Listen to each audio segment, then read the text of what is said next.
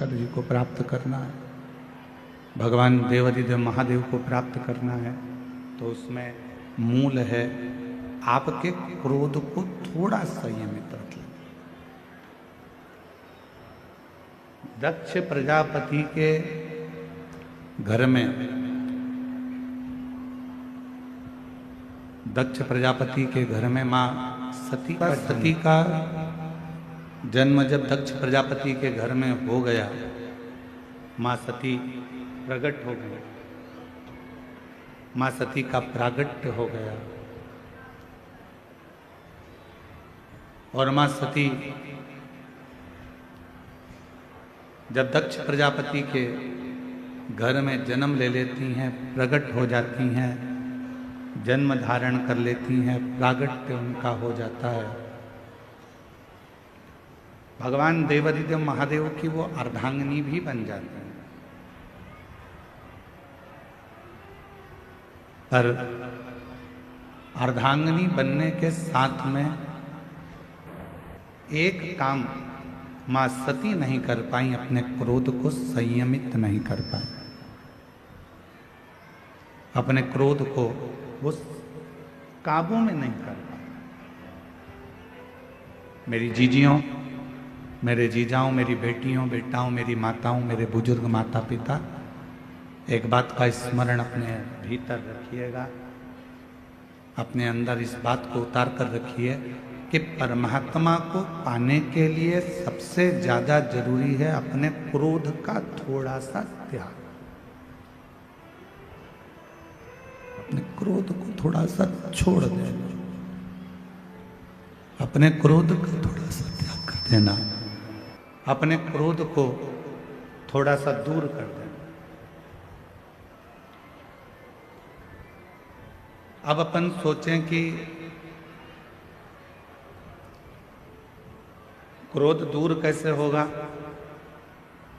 क्रोध को हम दूर कैसे रख सकते? क्रोध समाप्त नहीं होगा। आप सोचो कि क्रोध समाप्त हो जाए तो क्रोध समाप्त नहीं होगा।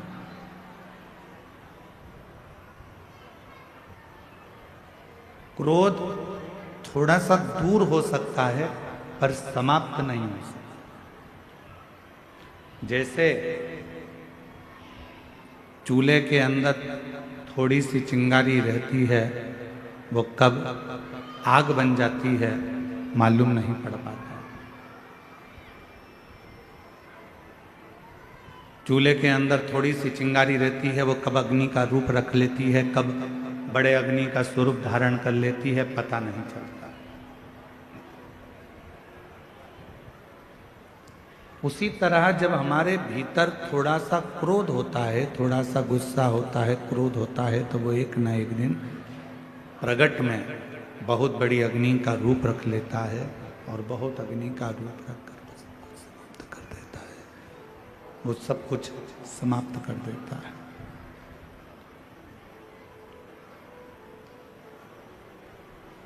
इसलिए मां सती की जो कथा है, मां सती का जो चरित्र है, वो हमको ये दर्शन करा देता है कि हमें मां सती भगवान शिव जी के करीब में रही, पास में रही, नजदीक में रही, उसके बाद भी मां सती क्रोध को काबू नहीं कर पाई। जैसे एक चरित्र मिलता है भगवान स्वयं मैया यशोदा और भगवान कृष्ण का। एक बार मैया यशोदा ने थोड़ा सा क्रोध किया और लाला पर अपनी एक छड़ी पड़ी थी, वो छड़ी को उठा लिया और भगवान कृष्ण मैया यशोदा जी से बहुत दूर रहे। कहते हैं 1 दिन, 2 दिन, 3 दिन तक भगवान कृष्ण मेरा परमात्मा आपके करीब में कब आता है? जब आपका क्रोध दूर हो जाता है। और जैसे ही क्रोध आपका दूर हुआ, परमात्मा आपके करीब में आ गए, भगवान आपके नजदीक में आ गए। इसलिए जरूरी है कि भजन करते समय, तप करते समय, साधना करते समय, व्रत करते समय, उपास करते समय, भगवान का स्मरण करते समय अपने भीतर कितना भी क्रोध आए उस क्रोध को थोड़ा सा दूर कर दे। समाप्त नहीं हो सकता। आप सोचो कि हमारा क्रोध हमारे भीतर समाप्त हो जाए तो वो नहीं। आप सोचो कि मेरा गुस्सा पूरा समाप्त हो जाए तो वो नहीं हो सकता। वो होगा नहीं, परंतु उसको कंट्रोल किया जा सकता, उसको संयमित किया जा सकता।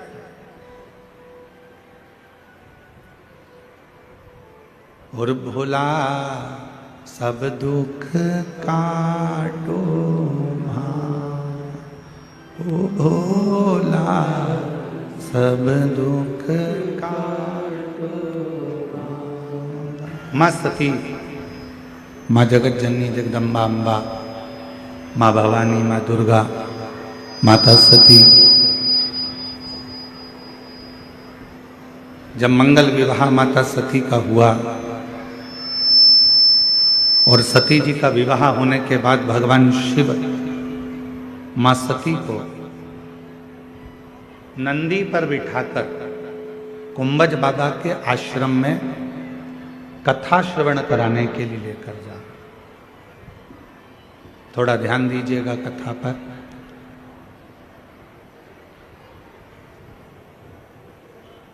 जैसे ही विवाह कर कर माता सती आई और भगवान देवाधिदेव महादेव ने, भगवान शंकर जी ने, ओघड़दानी ने, भगवान शंभू ने, त्रिकालदर्शी कैलाशी अविनाशी भगवान शिव ने माँ सती से कह दिया कि आपको कुंभज बाबा के आश्रम में हमारे साथ चलना है, अगस्त ऋषि के आश्रम में जाना है, आपको हमारे साथ कुंभज बाबा के आश्रम में चलना।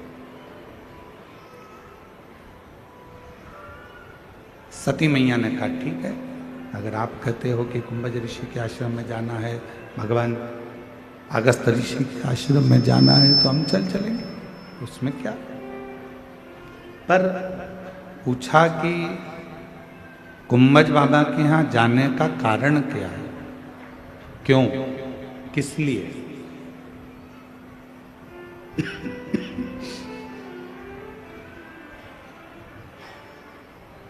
हम क्यों कुंभज बाबा के यहाँ जाए, कुंभज ऋषि के यहाँ जाने का कारण क्या है। तो भगवान देवाधिदेव महादेव ने कहा सती, कुंभज ऋषि के यहाँ हमें इसलिए जाना है क्योंकि हम वहाँ बैठकर थोड़े सा भगवान की चर्चा कर सकें, भगवान का नाम उच्चारण कर सके, थोड़ा सा भगवत भजन कर सके, थोड़ा सा मंत्र जाप कर सके, थोड़ा सा नाम कीर्तन कर सके, इसलिए कुंभज ऋषि के आश्रम में जाते।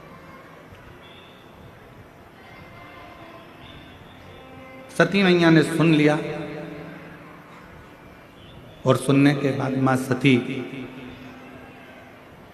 दिन, आखिर ऐसा क्या कि मैं शादी कर आई, विवाह कर आई और मेरी शादी हुई और मुझे कुंभज ऋषि के आश्रम में लेकर बाबा जा रहे हैं, वो भी कथा सुनाने के लिए। आपके यहां पर ऐसी रीति है कि नहीं हमको नहीं मालूम। एक नियम है कि जब घर में बहू आती है तो बहू आने के बाद में घर में सत्यनारायण भगवान की कथा होती है। अब किसी ने पूछा कि गुरुजी ये सत्यनारायण भगवान की कथा का क्रम कहाँ से चालू हुआ, तो हम उनको कहते हैं कि भगवान शंकर जी विवाह कर आए थे माता सती के साथ और वो भी कथा सुनने के लिए गए थे, इसलिए उस दिन से नियम चालू हुआ कि जब घर में मंगल कोई कार्य होता है तो भगवान की कथा जरूर हो, भगवान की कथा जरूर।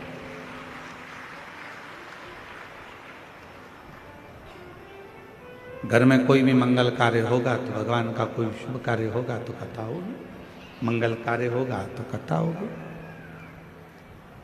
तो शुभ कार्य जब भी हमारे यहाँ होता है तो हमारे यहाँ भगवान की कथा से शुरुआत होती है। भगवान के मंत्र जाप से हमारे यहाँ की शुरुआत होती है। तो हम भी आपको यही कर रहे हैं, प्रतिदिन आपके जीवन की रोज की अगर शुरुआत आपको करना है तो एक लोटा जल भगवान शंकर के मंदिर में चढ़ा कर जाओ और अपनी जिंदगी की रोज की शुरुआत करो, तो आपकी जिंदगी उन्नति की ओर बढ़ती चलेगी। प्रतिदिन का एक नियम बनाओ कि मुझे भगवान देवाधिदेव महादेव पर एक लोटा जल समर्पित करना है।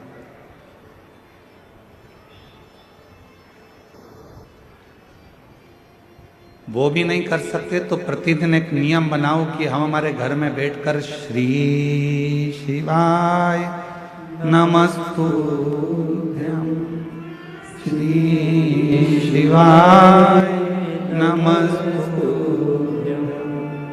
अगर बन सके तो एक नियम कोई सा भी धारण कर लो कि हम शिव के मंदिर जाएंगे, जल चढ़ाएंगे, श्री शिवाय नमस्तुभ्यं का जप करेंगे, भगवत नाम का कीर्तन करेंगे, मंत्र जाप करेंगे, या भगवान के मंदिर में जब समय मिल जाएगा तो हम झाड़ू लगा लेंगे, थोड़ी सी पोछा लगा लेंगे, थोड़ी सफाई कर लेंगे। ऐसा नियम अपने जीवन में बनाओ। ऐसा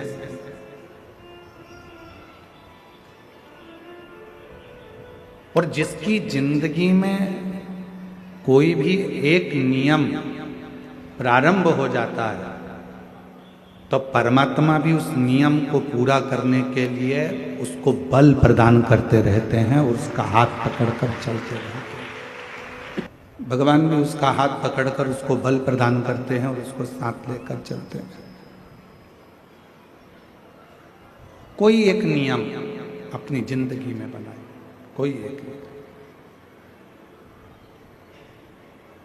माता पिता को चाहे प्रणाम करने का नियम हो, गौ माता को चाहे एक रोटी देने का नियम हो, मंत्र जाप का नियम हो, चाहे एक लोटा जल का नियम हो, कोई भी एक नियम हम जब बनाएंगे तो उसको पूर्ण हमारा देवाधिदेव महादेव करेगा, भगवान शंकर करेगा।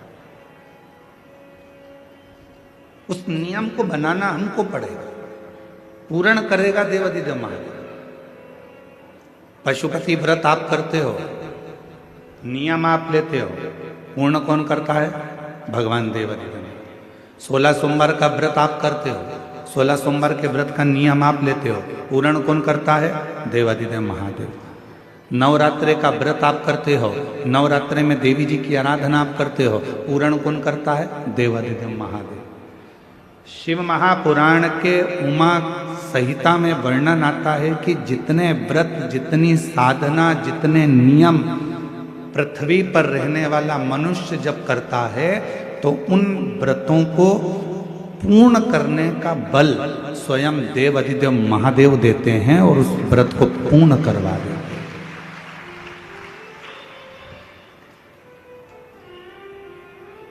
बल देते हैं भगवान शिव, शक्ति देते हैं भगवान शिव।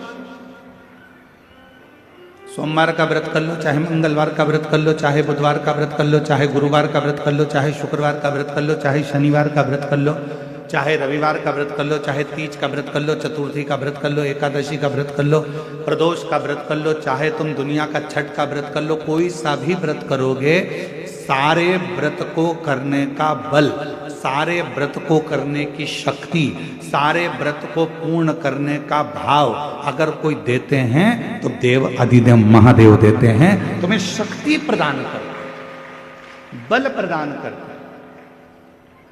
जिससे आप इस व्रत को पूर्ण कर सकें।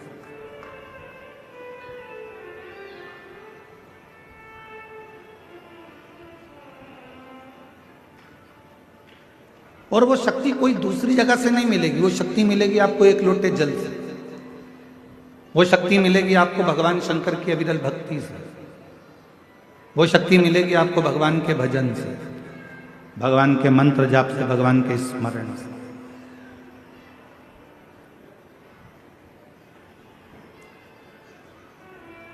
सती मैया ने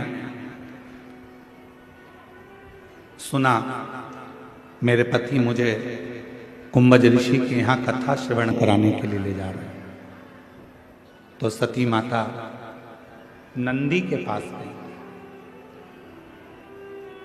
और नंदी के पास जाकर मां सती बैठ गई। नंदी ने देखा आज मां मेरे नजदीक में आकर बैठी है, क्या बात है मां।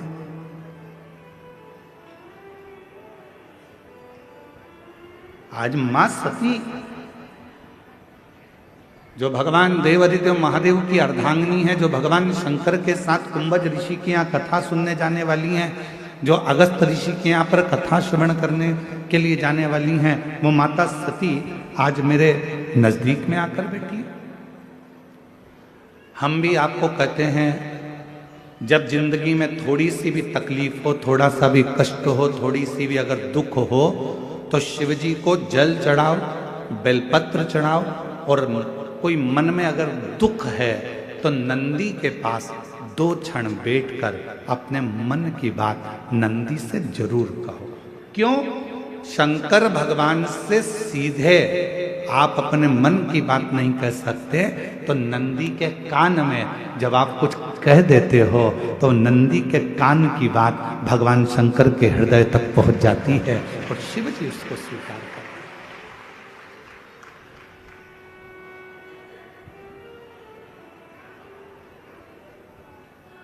भगवान देवादिदेव महादेव उसको स्वीकार करते, भगवान शंकर उसको स्वीकार करते।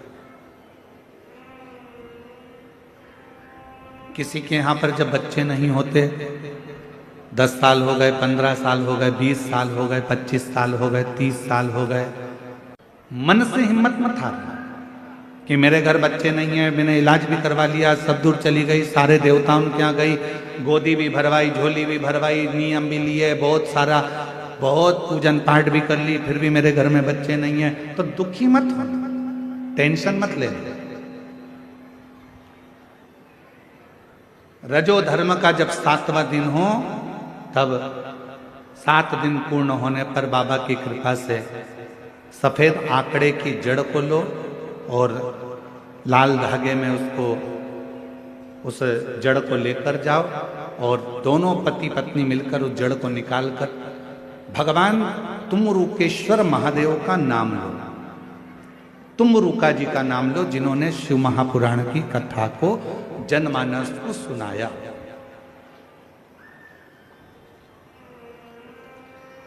तुमरुकेश्वर महादेव का नाम लेकर, तुमरुका जी का नाम लेकर 21 बार भगवान शिवलिंग के आसपास में से भ्रमण कराकर नंदी के पास खड़े होकर बाबा को प्रार्थना कर कर वो सफेद आंकड़े की जड़ को अपनी कमर में लाल धागे में उसको बांधो। शिव कृपा करे। पर कब बांधना? जब तुम्हारा पूरा भरोसा शंकर जी पर हो जाए, तुम्हारा पूरा भरोसा हो जाए कि मेरा महादेव मुझे संतान देगा, मेरा महादेव मेरी झोली भरेगा, अब मैं भटकूंगी नहीं। मेरा भरोसा कहता है कि मेरा शंकर भगवान मेरी सूनी गोद को भरेगा। जिस समय पर तुम पूरा भरोसा कर लो, तब देवादिदेव महादेव के मंदिर जाना प्रारंभ करो, तब उस जड़ का प्रयोग करना प्रारंभ।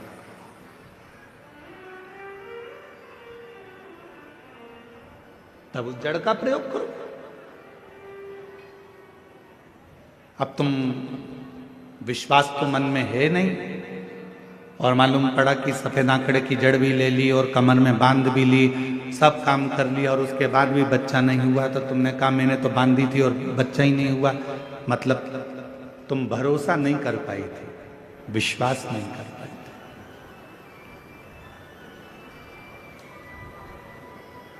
यदि तुम्हारा भरोसा होता, यदि तुम्हारा विश्वास होता। कई लोग कहते हैं गुरुजी, शिवजी के मंदिर में शंकर जी के शिवलिंग के सामने जो नंदी रहता है वो तो पत्थर का, वो पाषाण का। क्या पत्थर का नंदी भी हमारे मन की बात को सुनता है? क्या पत्थर का नंदी भी हमारे विचारों को श्रवण करता है? क्या पत्थर का नंदी भी हमारे भाव को सुनेगा? क्यों नहीं सुनेगा?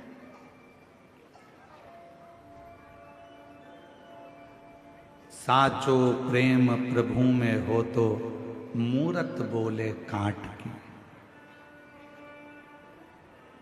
आप लोगों ने कथा सुनी होगी मां कर्मा जी की। मां कर्मा बाई की वो कथा वर्णन करती है कि कर्माबाई का भगवान के प्रति तब प्रेम हो गया था कि लकड़ी की मूर्ति में से जगन्नाथ प्रकट होकर कर्माबाई के खिचड़े को खाना प्रारंभ कर दिया।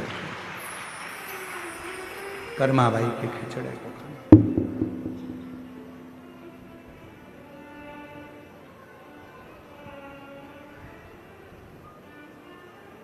और साचो प्रेम प्रभु में हो तो अरे मूरत बोले काट की।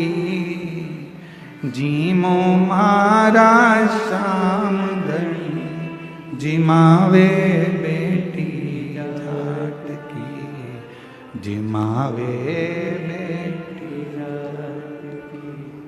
थाली भर कर लाई ऊपर की बाट की। काट की मूर्ति में से भगवान प्रकट होकर प्रसाद खा लेते।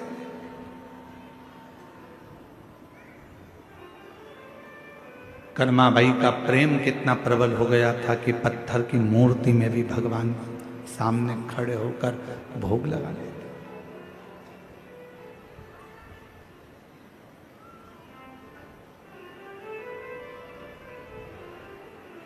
बार बार मंदिर में चढ़ती, बार बार पट खोलती और कैया कोणी जी मेरे मोहन कड़ली कड़ली बोलती।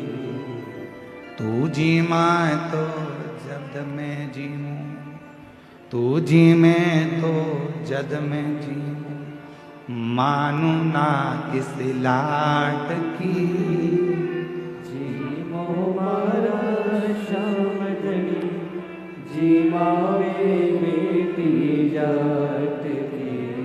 बस वो भक्ति, वो विश्वास जब प्रबल होता है तो परमात्मा सुनता जाता है।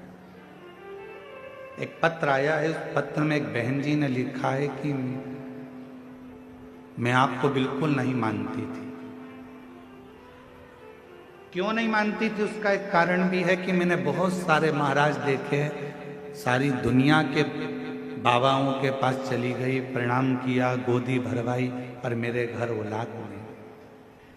1 साल, 2 साल, 3 साल, 4 साल, 5 साल, 6 साल, 7 साल, 8 साल, 9 साल, 10 साल, 11 साल, 12 साल, 13 साल, 14 साल, 15 साल, 16 साल, 17 साल, 18 साल निकाल दिए, पर मेरे घर में औलाद नहीं।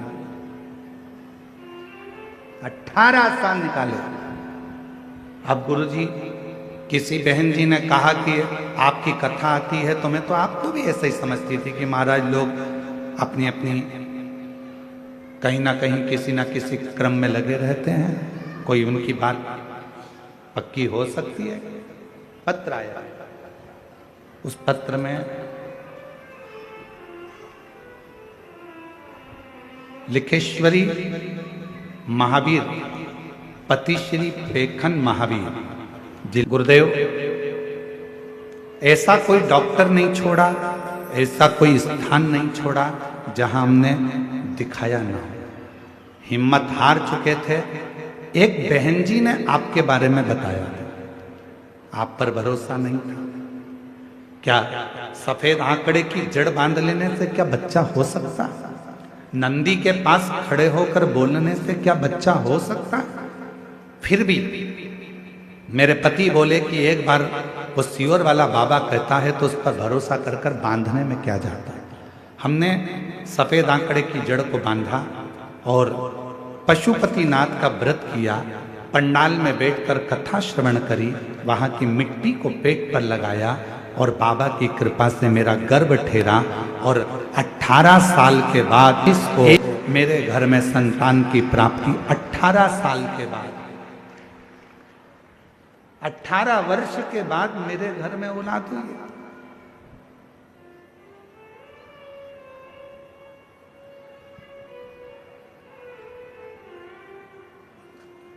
कि मेरी बहन खिलेश्वरी महावीर जी थी और मेरे जीजा पेखन महावीर जी सरगी पाल से आप लोग आए हैं। मैं आपको एक निवेदन करना चाहूंगा, केवल आप ही नहीं है दुनिया, क्या पत्थर का नांदिया, पत्थर का नंदी हमारे दिल की बात सुनकर क्या महादेव को कह सकता है? क्यों नहीं? मानो तो मैं गंगा मां हूं और ना मानो तो बहता।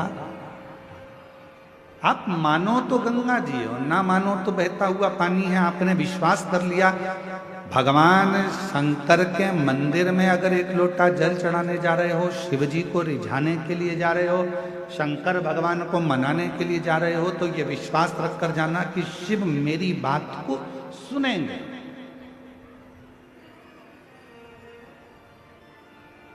वो घरदानी भगवान शंकर मेरे विश्वास पर, मेरे भरोसे पर दड़ी रहे और मेरा बाबा मेरी झोली भरेगा।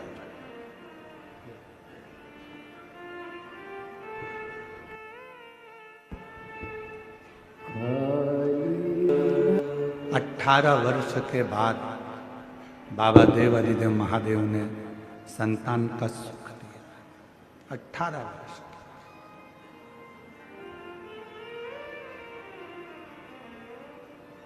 वो लिख रही हैं कि मेरा विश्वास नहीं था क्योंकि मैंने सब दूर जाकर देखा, ऐसा कोई नहीं है जिसके दरवाजे पर मैं गई नहीं।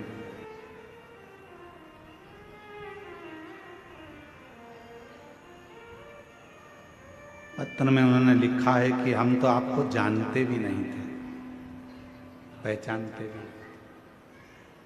बस किसी के कहने पर, किसी के मुख से श्रवण कर लिया, किसी के मुख से,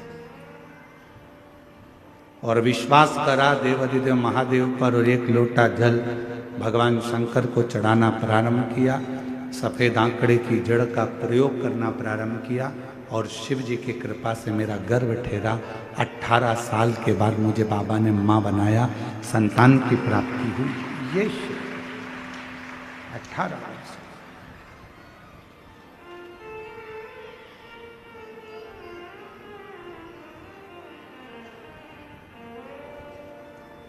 मां आद्यशक्ति माता सती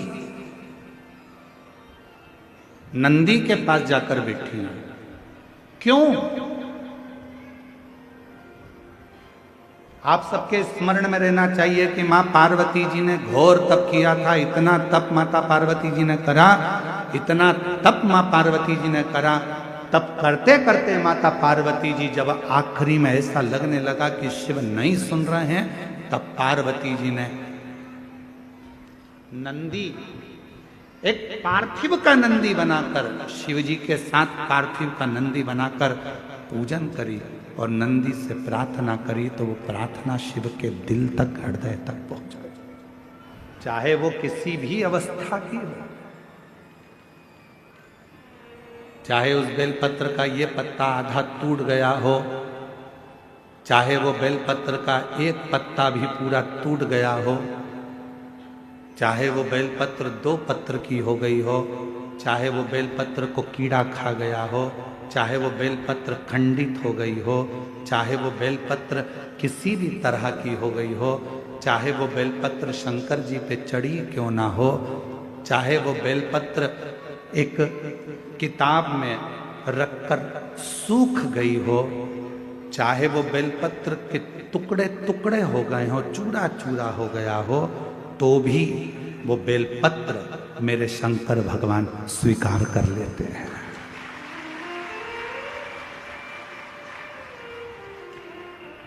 तो भी मेरे शिव स्वीकार कर लेते हैं।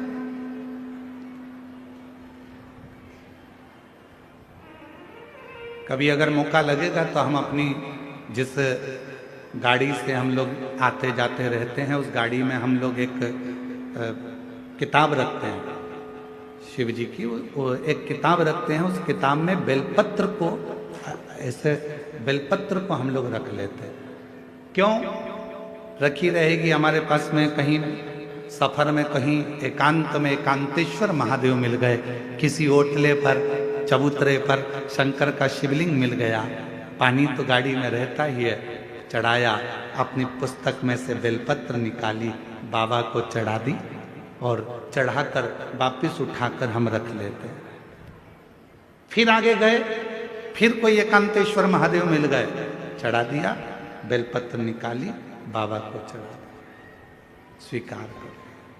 उस बेलपत्र में इतना बल उत्पन्न हो जाता है, क्योंकि एकांतेश्वर महादेव में एकांत में शंकर भगवान बैठे हैं और आप उनकी आराधना कर कर वो बेलपत्र को चढ़ाकर स्वीकार कर कर जब औषधि के लिए लेकर आते हो तो बड़े से बड़े रोग पर भी वो बेलपत्र काम करना प्रारंभ कर देती है। वो बेलपत्र, अब कई माताएं यहाँ पर आती हैं, कई माताएं हमारे पास में यहाँ पर आती हैं, जिनका नाम हम पुकारते हैं वो आती हैं, हम बेलपत्र देते हैं तो किसी किसी की बेलपत्र टूटी हुई रहती है, खंडित रहती है, तो माता कहती है तो खंडित है गुरुजी, दूसरी दे दो।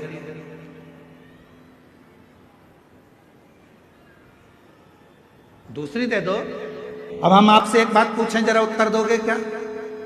तुमने हमसे कहा कि बेलपत्र खंडित है गुरुजी, दूसरी दे दो। तुम्हारे को बीपी है, ब्लड प्रेशर है, और तुम्हें डॉक्टर ने गोली दी है, ठीक है, समझना जरा बहुत अच्छे से। बीपी है, ब्लड प्रेशर है, एक गोली डॉक्टर ने दी है कि रोज खाना, और तुम्हारा पोता, तुम्हारा नाती उस गोली को तोड़ दिया, गोली के 2 टुकड़े कर दिए उस नाती ने। अब वो गोली 2 टुकड़े हो गए, 3 टुकड़े हो गए, तो क्या तुम वो गोली खाओगे तो असर नहीं करेगी क्या? बोलो तो जम के, करेगा ना। गोली तो असर करेगी, भले उसके 3 टुकड़े हो गए, 4 टुकड़े हो गए, 5 टुकड़े हो गए। जैसे बीपी की गोली के 10 टुकड़े भी हो जाएं तो भी अगर ब्लड प्रेशर गड़बड़ हो रहा है तो तुरंत मुंह में गोली रखी जाती है, ब्लड प्रेशर कंट्रोल में आ जाता है। शुगर कितनी भी हाई और ऊंची या नीची जा रही हो, शुगर की टेबलेट के कितने भी टुकड़े कर दो, वो शुगर की टेबलेट खाई, शुगर लेवल में आ जाती है। उसी तरह बेलपत्र चाहे कितने भी टुकड़े हो जाएं, पर बेलपत्र तो बेलपत्र अपना काम कर ही जाता है। वो बेलपत्र अपना काम करेगी। इसमें गुरुजी एक खंडित हो गई, गुरुजी तुमने तो मेरे को 2 पत्ती दी, गुरुजी इसमें से आधी पत्ती तो टूटी हुई थी, गुरुजी ऐसा। अरे बेलपत्र, वो भी शिव महापुराण की, सारी दुनिया चाहती है कि ये बेलपत्र हमको मिल जाए, पर भगवान की कृपा से यदि भाग्य से तुम्हारे हाथ में आ गई है तो उससे जोरदार किस्मत वाले तुम हो नहीं सकते। फिर वो आधी मिले, 1 मिले, जितनी मिले उसको स्वीकृत करें। वो अपना असर दिखाएगी, ऐसा नहीं कि वो अपना असर नहीं दिखाएगी, वो अपना असर दिखाएगी। कई लोग कह देते हैं नंदी तो पत्थर का है गुरुदेव,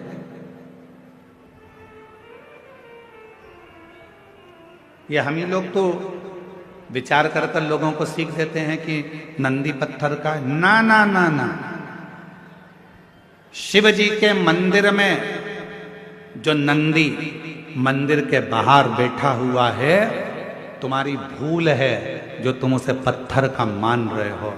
उस नंदी के पास बैठकर कितना भी बड़ा दुख हो, थोड़ी देर उसके पास बैठकर अपने दुख को कहना प्रारंभ करना, 15 दिन इंतजार करना, 16वें दिन तुम्हारा दुख कटना प्रारंभ हो जाएगा। किसी से नहीं किया तुमने, ना अपने रिश्तेदार से, ना नातेदार से, ना कुटुंबी से, ना कबीले में, ना परिवार में, ना रिश्तेदारों से, ना अपनों से, किसी से अपना दुख नहीं कहा। केवल दुख कहा तो भगवान देवादिदेव महादेव के नंदी से कहा, और नंदी से तुमने तो कहा था पत्थर के नंदी से। फिर शिव जी तक बात कैसे पहुंची, दुख कैसे कटा?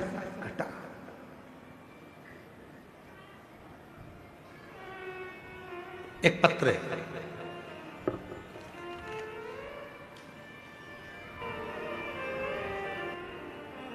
भारती शर्मा। पिछले वर्ष आपकी धमतरी में शिव महापुराण की कथा में हम सम्मिलित हुए, जिसमें मैंने बाबा से अपने बेटे के लिए पीएससी में लगातार 3 से 4 बार परीक्षा में कुछ नंबरों से चूक रहा था बेटा, और उसका सिलेक्शन नहीं हो रहा था। हमने सुना था किसी के मुख से कि शिव महापुराण कथा के पंडाल में बैठकर यदि कुछ मांगा जाता है तो वो मिलता है। हम पहले विश्वास नहीं करें, फिर मेरे बेटे को और मेरा परिवार, मेरे पति, हम सब कथा के पंडाल में धमतरी पहुंच गए। पंडाल में बैठकर हमने हमारे बेटे के लिए मांगा कि मेरे बेटे का पीएससी सिलेक्शन हो जाए, और बाबा की ऐसी कृपा हुई गुरुदेव। दुनिया के लोग कहते होंगे क्या कथा के पंडाल में बैठकर बाबा झोली भरते हैं?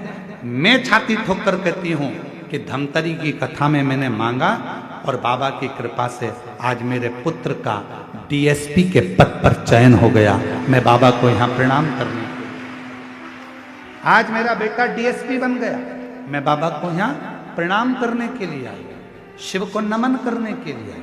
तेरा लाल मैं हूं, तेरा लाल मैं हूं, तेरा लाल। विश्वास जब प्रकट होता है तो शिव साथ देता है। अगर भरोसा ही नहीं है तो फिर शिव कैसे साथ?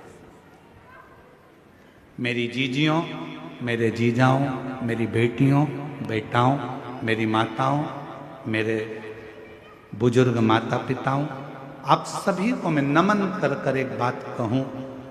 भले ये छोटा सा विश्वास की प्रबलता है, यहाँ सियोर वाला महाराज कुछ नहीं करता। तुम ये मत सोचना कि सियोर वाला महाराज कोई चमत्कार कर देता है, सियोर वाला महाराज कुछ कर देता है, सियोर वाले महाराज को कुछ आता होगा। नहीं नहीं, हमारे को कुछ नहीं आता। हम तो केवल एक ही बात जानते हैं, श्री शिवाय नमस्तुभ्यम, सारी समस्या का हल बोल बम का नारा है। इसके सिवाय हमको कुछ नहीं आता। हम तो केवल उसके आश्रित होकर चलते हैं, उसके भरोसे चलते हैं। और तुम भी चलो, तुम भी चलो।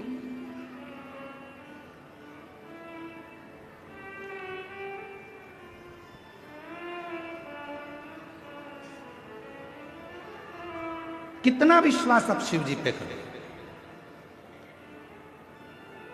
शंकर भगवान के मंदिर में बैठे हुए नंदी को अगर तुम पत्थर का मान रहे हो तो तुम्हारा विचार, तुम्हारी सोच, तुम्हारी बुद्धि पत्थर की।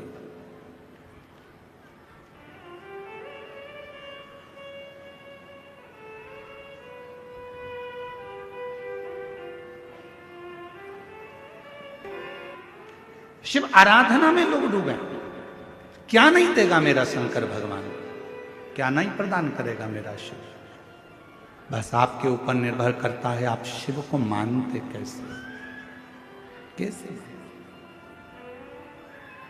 हम अगर ये सिखाएंगे बच्चों को कि ये तो पत्थर का नंदी है, तो बच्चों की बुद्धि में पत्थर का नंदी रहेगा। हमको एक बात याद आती है, एक स्कूल में टीचर ने बच्चों को सिखा दिया, कुछ भी चीज पड़ी हुई मिले स्कूल के अंदर तो उसको स्टाफ रूम में लाकर रखना। जहां पर स्टाफ रहता है उस रूम में ले जाकर रखना। स्कूल में अगर कोई भी चीज मिली है तो उसको स्टाफ रूम में लाकर रखना। टीचरों ने अपने अपने बच्चों को सिखा दिया, पूरे बच्चे ने यही करना प्रारंभ कर दिया। अब जो सिखाया है वो आप भुगतो। कोई भी चीज गिरी हुई मिले उसको लेके आना, स्टाफ रूम में रखना।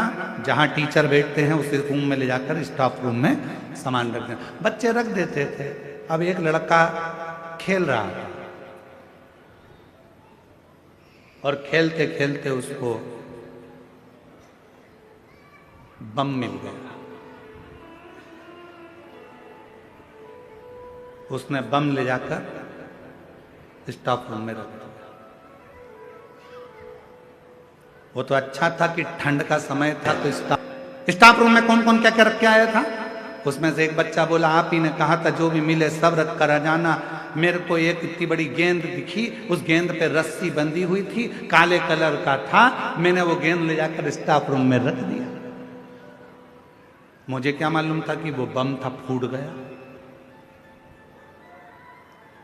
आपने बच्चों को सिखाया कोई भी चीज पड़ी हुई मिले स्टाफ रूम में रखो, कोई भी चीज पड़ी हुई मिले स्टाफ रूम में रखो, नहीं, बच्चों को सिखाना था हथगोले ऐसे होते हैं, बंदूक ऐसी होती है, ये बारूद ऐसा होता है, इससे बचकर रहना। अगर कोई बेकार चीज पड़ी हुई है उसको हाथ नहीं लगाना। बड़ों को जाकर बताना कि कोई चीज पड़ी है तो उस समय पर वो चीज सुलझ जाती है। पर बच्चों को कह दिया कि जो मिले स्टाफ रूम में लाकर रखते जाओ, जो प्राप्त हो जाए स्टाफ रूम में लाकर रखते जाओ। तो बच्चों ने लाकर रख दिया। अपने बच्चों को सिखाना पड़ेगा, अपन को सीखना पड़ेगा कि अपनी जिंदगी में बेकार चीज अपने हृदय में ना आए। क्रोध दूर पटको, अहंकार दूर पटको, लोभ दूर पटको, वासना दूर पटको, ये हमारे पास में नहीं चाहिए। अगर ये मन रूपी स्टाफ रूम में तुम ये सब कुछ लाकर रखोगे तो मेरा शंकर तुम्हें प्राप्त नहीं हो सकता, मेरा शिव प्राप्त नहीं हो सकता।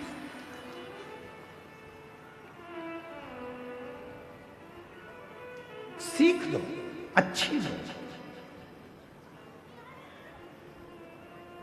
और जब अच्छी सीख जिंदगी में प्राप्त होती है तो वह हमारे जीवन को सुखमय बनाती है। सुख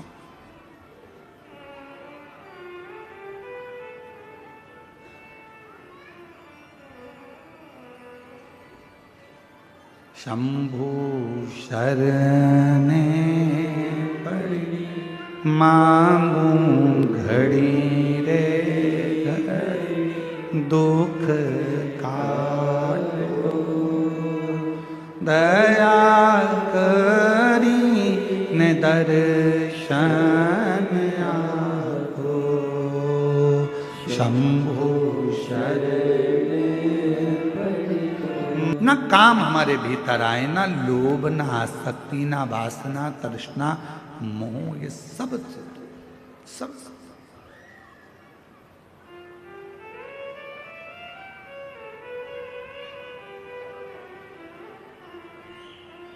सती मैया नंदी के पास बैठ गई और मां सती नंदी के पास बैठकर नंदी से पूछी, क्यों रे नंदी, एक बात बताएगा तू मुझको। नंदी ने कहा, मां आज्ञा करिए, क्या बात है। नंदी ये बता, देवाधिदेव महादेव के साथ में तू कभी कथा सुनने गया है क्या। नंदी ने कहा, मां भोले बाबा मेरे ऊपर बैठकर तो जाते हैं पर मुझे लेकर कथा के अंदर नहीं जाते हैं। मुझे बिठा देते हैं बाहर और स्वयं जाते हैं सत्संग में, कथा में।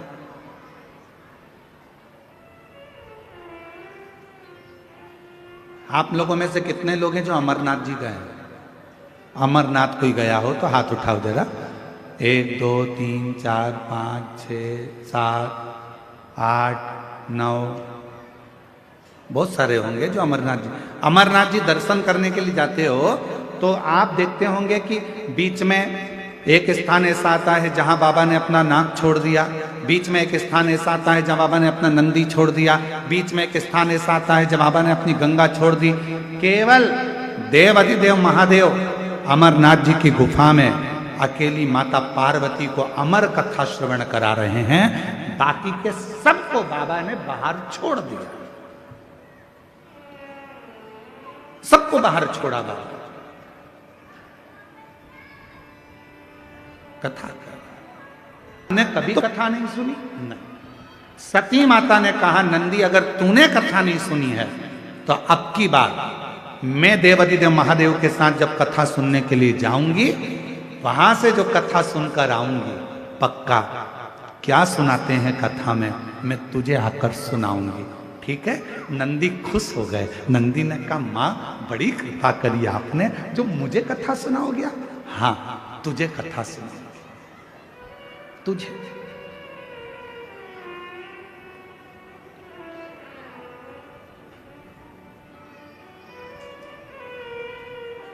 बाबा भोलेनाथ जी ने डमरू बजाया, मां सती नंदी पर बैठी, शिव जी के साथ मां सती कथा सुनने के लिए चली कुंभज बाबा के आश्रम।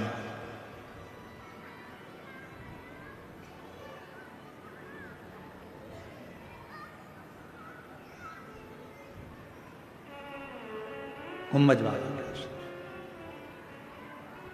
जिस कथा को सुना था मीरा ने, जिस कथा को सुना था मीरा ने, जिस कथा को सुना था कर्मा ने, जिस कथा को सुना था कर्मा ने।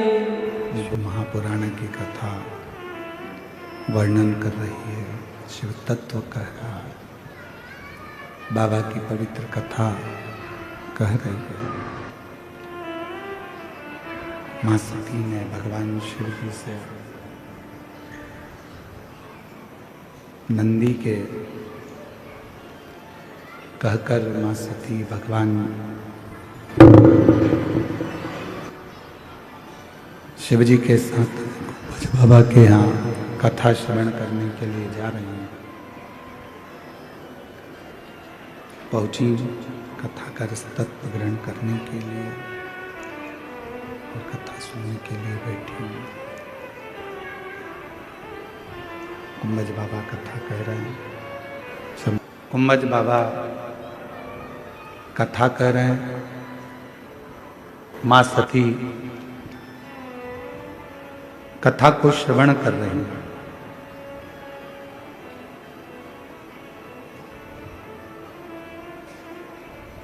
पूरी कथा माता सती ने श्रवण करी है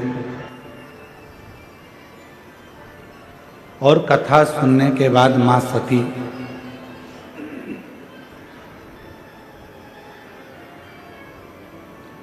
बाबा भोलेनाथ जी तो अंदर, कुंभज बाबा के पास में विराजमान है और माता सती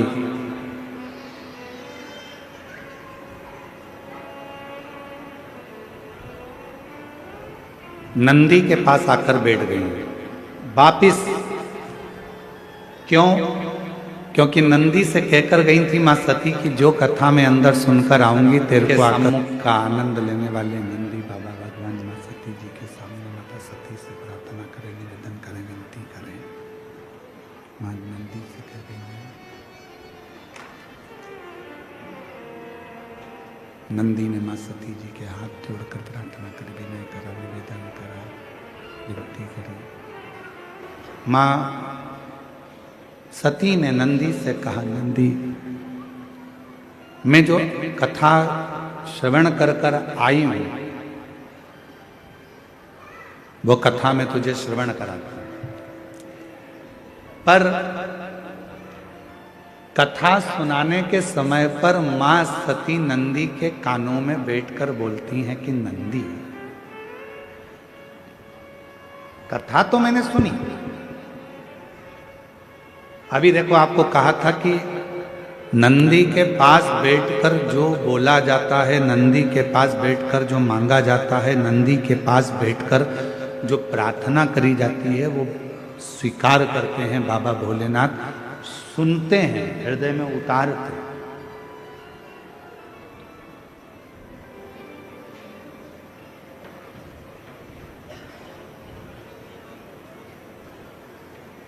बैठ गए नंदी के पास में मां सती, और नंदी के पास में बैठकर मां सती, मां नंदी के पास में बैठकर कहती हैं, नंदी कथा तो मैंने सुनी, श्रवण करी, पर एक बात कहना चाहती हूं नंदी, विवाह होने के बाद में तो भोलेनाथ जी को मुझे कहीं भ्रमण कराने के लिए लेकर जाना था, पर आज बाबा मुझे कुंभज बाबा के यहां लेकर आए हैं। ऐसा शरीर रखने से कौन सा फायदा? ये शरीर रखने से लाभ क्या है? शरीर को रखने से फायदा क्या है? ये शरीर रखने से लाभ क्या, फायदा क्या है? क्या फायदा? नंदी के कानों में, नंदी के पास बैठकर माता सती ने कह दिया था कि ये शरीर मेरा छूट जाए तो अच्छा है, और वही बात जो नंदी के कानों में कही थी वो शिवजी तक पहुंच गई, बाबा भोलेनाथ जी तक वो बात पहुंच गई। और बाबा भोलेनाथ जी ने ये सुन लिया कि सती चाहती है कि मेरे प्राण ना रहे, ये शरीर छूट जाए, मेरा ये शरीर समाप्त हो जाए, मेरा ये शरीर छूट जाए, मेरा ये शरीर समाप्त हो जाए। ये भोले बाबा जी ने सुन लिया, शिव जी ने स्वीकार कर लिया।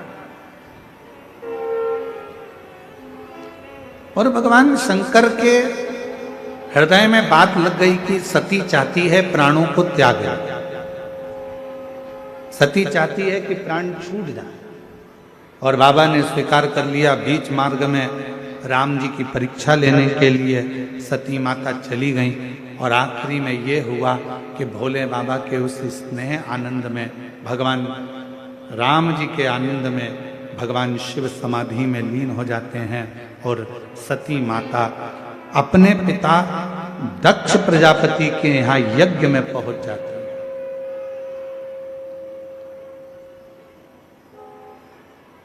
यज्ञ में माता सती पहुंची, और यज्ञ में जाकर माता सती ने, शिवजी ने तो मना करा था, बाबा भोलेनाथ जी तो कह रहे थे कि मत जाओ, हमारा शास्त्र, हमारा वेद, हमारी पुराण, हमारे वेद शास्त्र वर्णन करते हैं कि क्यों किसी अन्य जगह पर जाना जहां तुम्हारा सम्मान ही ना हो, जहां पर तुम्हारा आदर नहीं है, सम्मान नहीं है, सत्कार नहीं है, ऐसी जगह पर तो जाना भी नहीं चाहिए। पर सुनो, घड़ी दुख काटो दया करी न दर्शन आपो, शंभु शरणे पड़ी मांगू घड़ी रे घड़ी, दुख काटो दया करी न दर्शन।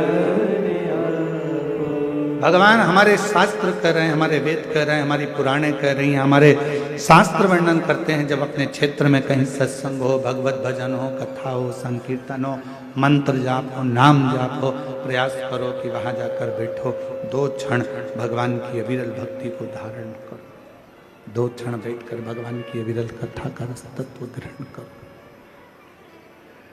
चले,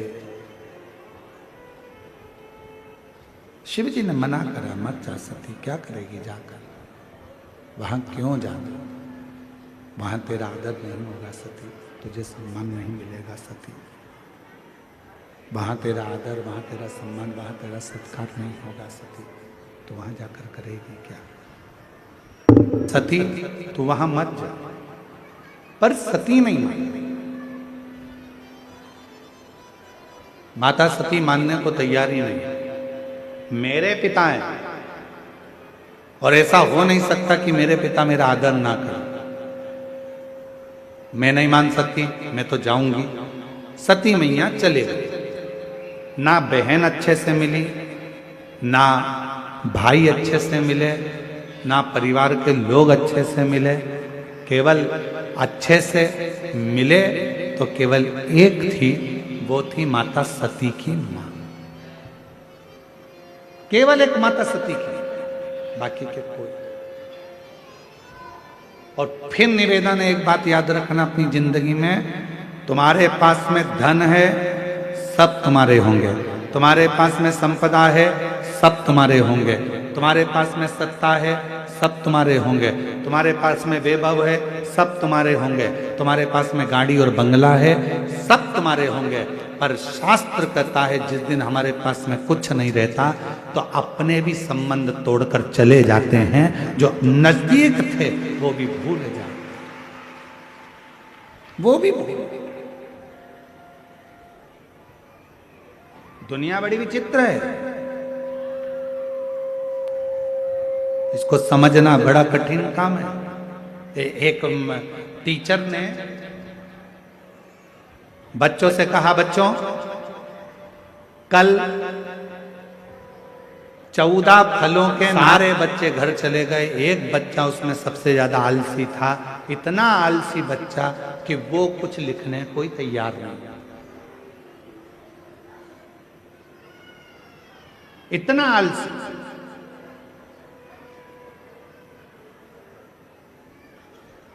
सब कॉपी ले लेकर आए, वो बच्चा भी उठकर खड़ा हो गया। टीचर ने कहा लाओ जरा लिख लाए। हाँ, जो आलसी बच्चा था उसने भी अपनी कॉपी दिखाई, और जैसे ही कॉपी दिखाई तो टीचर ने पूछा कि इस कॉपी में तुमने क्या लिखा है, 14 फल के नाम कहाँ हैं? तो बच्चे ने कहा देखो सेब लिखा है, हाँ। अनार लिखा है, हाँ। बस 2 ही तो लिखे हैं, उसके बाद कहाँ है? तो नीचे 11 लाइन छोड़कर उसने लिख दिया 1 दर्जन केले।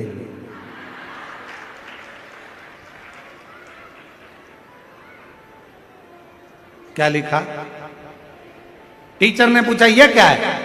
कि 2 वो 12 ये, कितने हो गए? 14।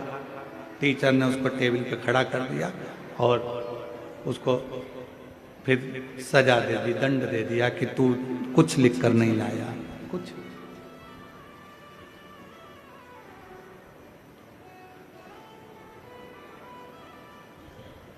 है कुछ। संसार में 10 तरह के लोग होते हैं, अपना अपना विचार, अपनी अपनी सोच, अपनी अपनी दृष्टि रखते हैं, सब एक जैसे नहीं रह सकते। एक माता जी ने एक पत्र लिखा है, वो भाषा छत्तीसगढ़िया है, और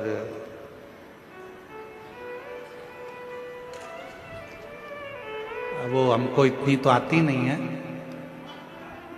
तो बाबा देवादिदेव महादेव भगवान शिव, ओगड़दानी, त्रिकालदर्शी, कैलाशी, विनाशी भगवान शंकर की पवित्र कथा कह रहे। सती माता ने अपने शरीर को त्यागने का विचार किया। ना भाई, ना बहन, ना पिता, कोई भी माता सती से नहीं, कोई नहीं। केवल माता सती से अगर मिली तो उनकी माता मिली, मां, बाकी का कोई नहीं।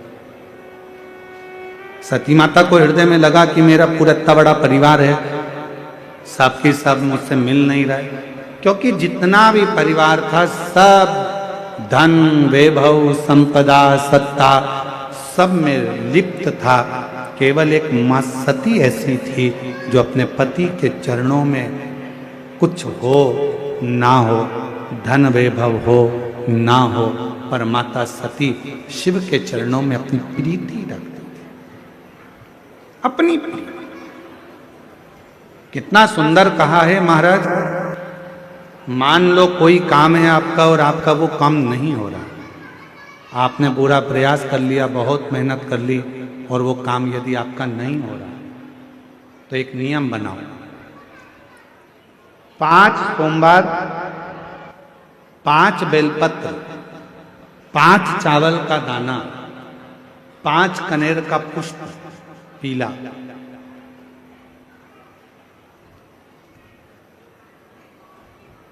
शिव जी के मंदिर में लेकर जाइए। सबसे पहले अशोक सुंदरी वाली जगह पर वो 5 बेलपत्र, 5 चावल के दाने और 5 कनेर का पुष्प अशोक सुंदरी की जगह, आपको मालूम है ना अशोक सुंदरी की जगह सबको? तो जैसे ये जो शिवलिंग है, ये जो जलाधारी है, ये माता पार्वती जी का हस्तकमल है। शिवलिंग शंकर भगवान का स्वरूप है। जल जो बहता है, राइट में गणेश जी, लेफ्ट में कार्तिकेय जी, बीच में एक मोटी सी लाइन होती है शिवलिंग के सामने, वो अशोक सुंदरी का स्थान है। शिवलिंग के ठीक ऊपर भगवान शंकर जी का जो जल बूंद बूंद गिरता है, वो भगवान शंकर जी की 5 बेटियां जया, विषहरा, शामली बारी, दौतली और देव है। इस स्थान पर आप जो भी 5 बेलपत्र, 5 चावल का दाना, 5 कनेर का पुष्प लेकर गए हो, यहाँ समर्पित करो। शिव जी से प्रार्थना करो, बाबा मेरा ये काम है पूर्ण होना चाहिए। बहुत हाथ पैर जोड़ लिए लोगों के, हो नहीं रहा। यही सामग्री को उठाकर शंकर भगवान के शिवलिंग पर समर्पित 5 सोमवार बाबा के मंदिर में जाकर ये प्रयास करना प्रारंभ करो, ये कार्य करना प्रारंभ करो। मेरा देव अधिदेव महादेव जो कार्य अटक रहा है उसको पूर्ण तरह से कर ही दे, पूर्ण तरह से। 5 सोमवार का नियम बनाओ, 5 बेलपत्र, 5 चावल के दाने और 5 बोलो बोलो कनेर के पुष्प, पीला शिव। और आज एक बात और कहना चाहेंगे अपनी जिंदगी में, यदि मान लो डॉक्टर ने कह दिया कि कोई बड़ी बीमारी तुम्हारे शरीर, एक पत्र है, जैसे इस पत्र में एक बहन जी ने जो हमने पहले बताया उसका इसमें वर्णन आया।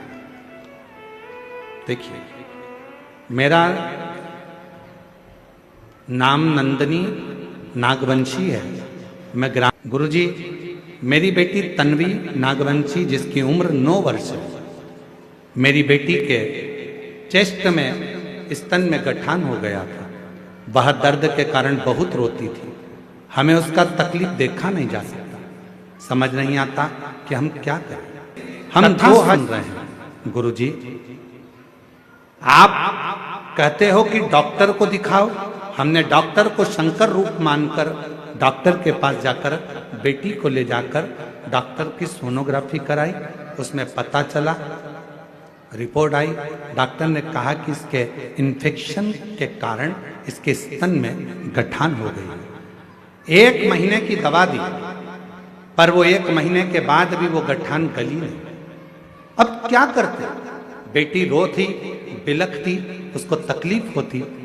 तब आपने एक उपाय बताया था कि बेलपत्री के पेड़ के नीचे बिठाकर श्री शिवाय नमस्तुभ्यम बुलवाकर जल चढ़ाकर उसकी मिट्टी को जिस स्थान पर गांठ रहती है वहां थोड़ा सा लगा लिया जाए, आराम लगना प्रारंभ हो जाता है। हमने हमारी बेटी से वही करवाना प्रारंभ करा और पंडाल में बैठकर भी कथा सुनाई, वहां की मिट्टी भी लगाई, बेलपत्र के नीचे की मिट्टी भी लगाई। आज बाबा की कृपा से मेरी बेटी पूर्ण तरह से ठीक हो गई, उसकी गठान गल गई और मेरी बेटी स्वस्थ। मैं बाबा को यहाँ प्रणाम करने के लिए, कोई भी रोग, कोई बड़ी बीमारी आ गई, कोई तकलीफ आ गई, कोई गांठ हो गई, कोई शरीर में अगर रोग आ गया, कोई गठान पड़ गई है, कोई शरीर में बड़ा रोग आ गया, डॉक्टर को दिखाओ। अपने आसपास का जो हॉस्पिटल है वहां जाओ, जांच कराओ। डॉक्टर शंकर का एक रूप होता है, डॉक्टर शिव का एक रूप होता है। इसलिए सबसे पहले डॉक्टर के पास जाकर जांचें कराओ, जो वो दवाइयां दे वो खाओ और दवाइयों के साथ में फिर शिव जी को 1 लोटा जल चढ़ाना प्रारंभ करो। ज्यादा तकलीफ हो रही है, बेलपत्र के वृक्ष के नीचे बैठकर जल चढ़ाकर वहां की मिट्टी को, जहां शरीर में कष्ट है वहां थोड़ा सा लगा। कहीं अपने आसपास में शिव महापुराण की कथा हो रही है, कुबरेश्वर धाम से ये शिव महापुराण आपके यहाँ पहुंची हो, तो वहां की मिट्टी भी अपने शरीर पर थोड़ी सी लगा। मेरा देव अधिदेव महादेव लगभग 1 महीने के अंदर आपके शरीर से वो गठान को गलाएगा जरूर और शरीर में आराम जरूर, आराम।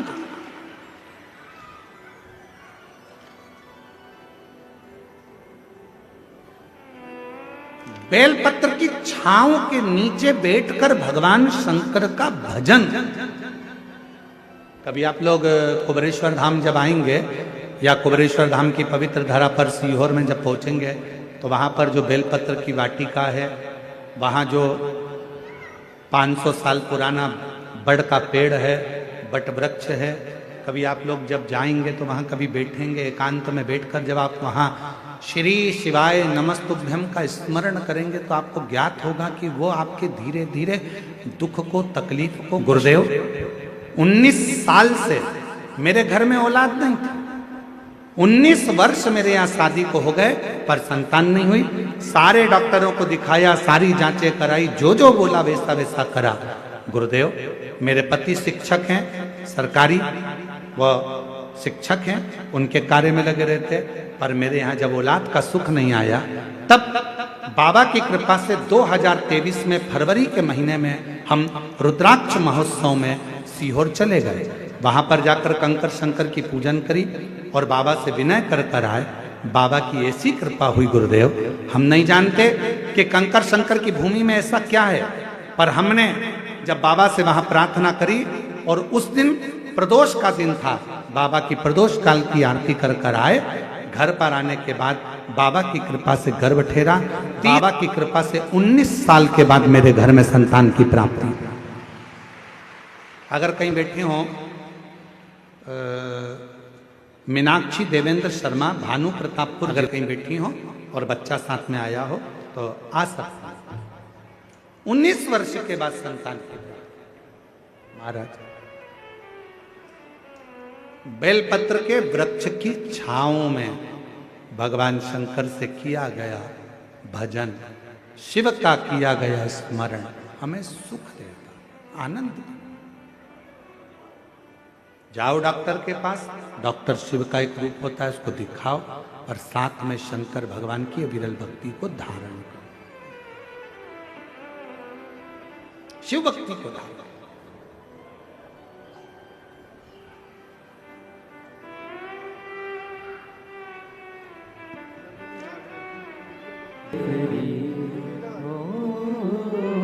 मेरे बाबा तेरी नौकरी सबसे बढ़िया है, सबसे खरी। देवती जो महादेव से प्रार्थना करो, विनय करो, निवेदन। सती मैया ने देखा कि मेरे पिता, मेरा भाई, मेरी बहन, मेरा परिवार कोई भी मेरा साथ नहीं दे रहा। सती माता ने देखा, माँ तेरा दिया हुआ शरीर है, माँ केवल एक तू है जिसने मुझे सम्मान दिया, सत्कार दिया, आदर दिया। ना पिता ना कोई भी नहीं पूछा, कोई। माँ अब इस शरीर को नहीं रखो,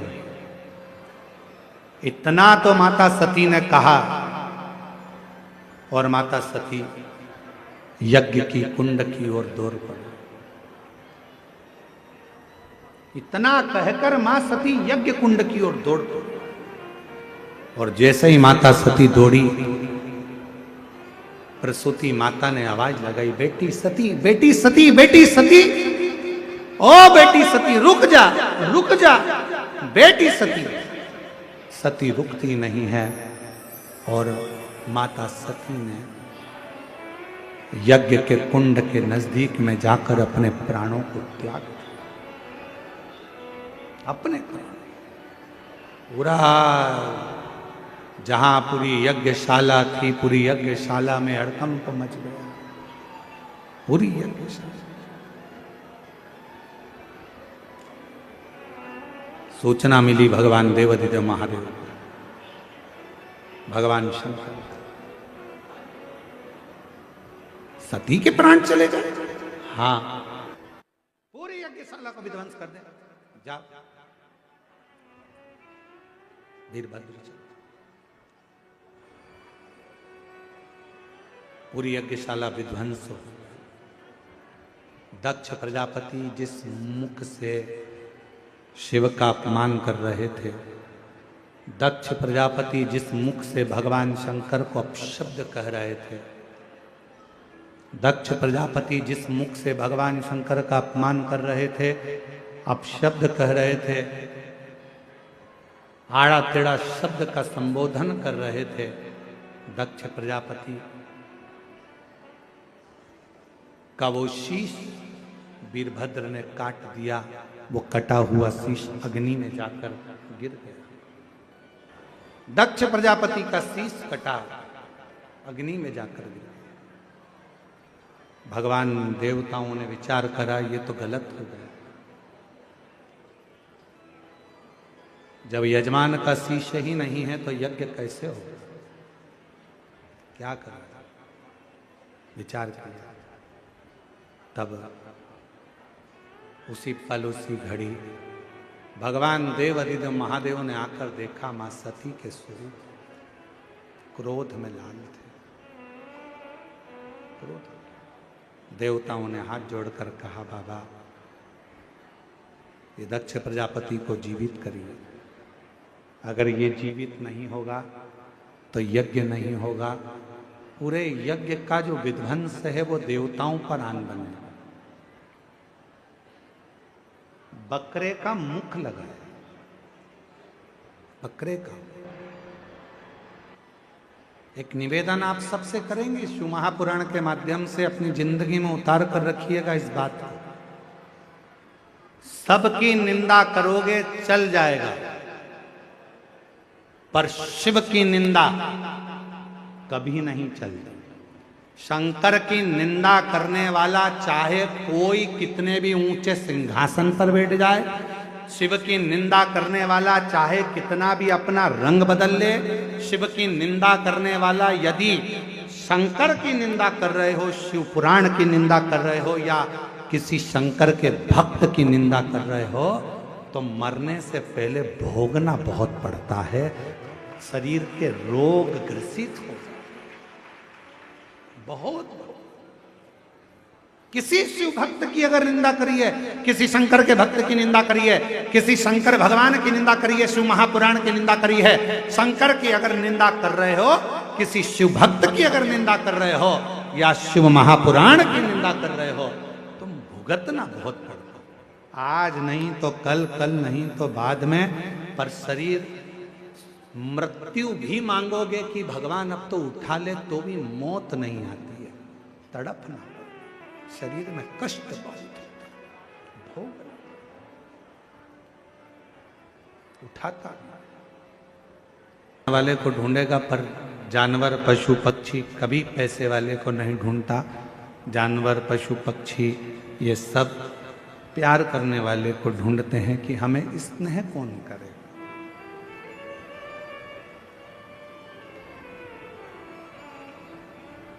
एक क्षण का यदि प्रेम किसी पशु को, किसी पक्षी को, किसी जानवर को मिल जाता है तो वह आपसे दूर नहीं जाता और आपके पास आता है।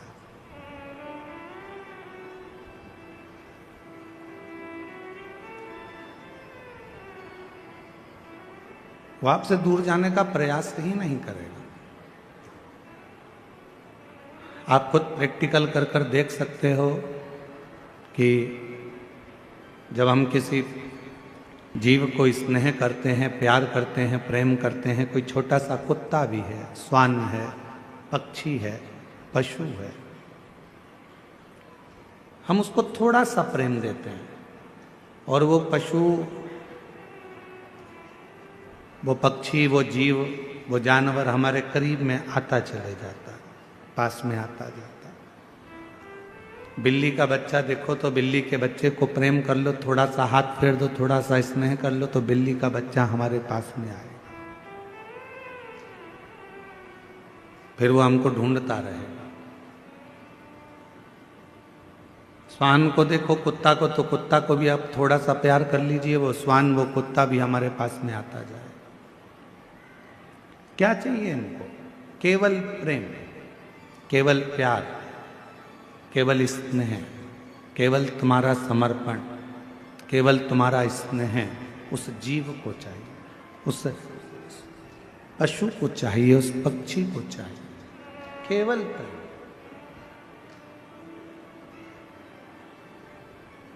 और वो प्रेम के बल पर आपके प्रति इतना समर्पित हो जाता है, प्रेम के बल पर वो आपके प्रति इतना समर्पण धारण कर लेता है कि फिर आपको दुखी नहीं देख सकता।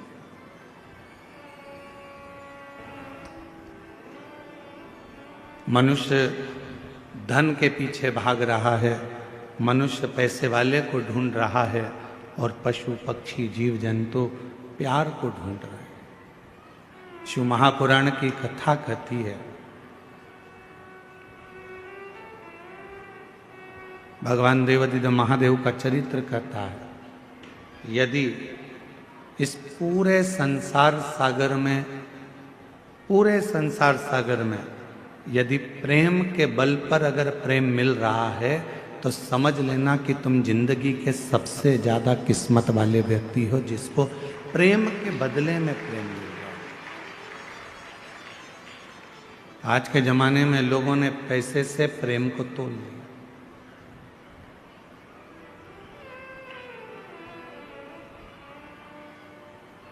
हर व्यक्ति स्नेह कब करता है कि जब मुझे फायदा कहाँ से मिलेगा, मुझे कैसे प्राप्त होगा, मुझे धन कैसे मिलेगा, मुझे प्राप्ति कैसे होगी, इससे मैं क्या लाभ ले सकता हूँ, इससे मैं क्या प्राप्त कर सकता हूँ, ये वो विचार करता है।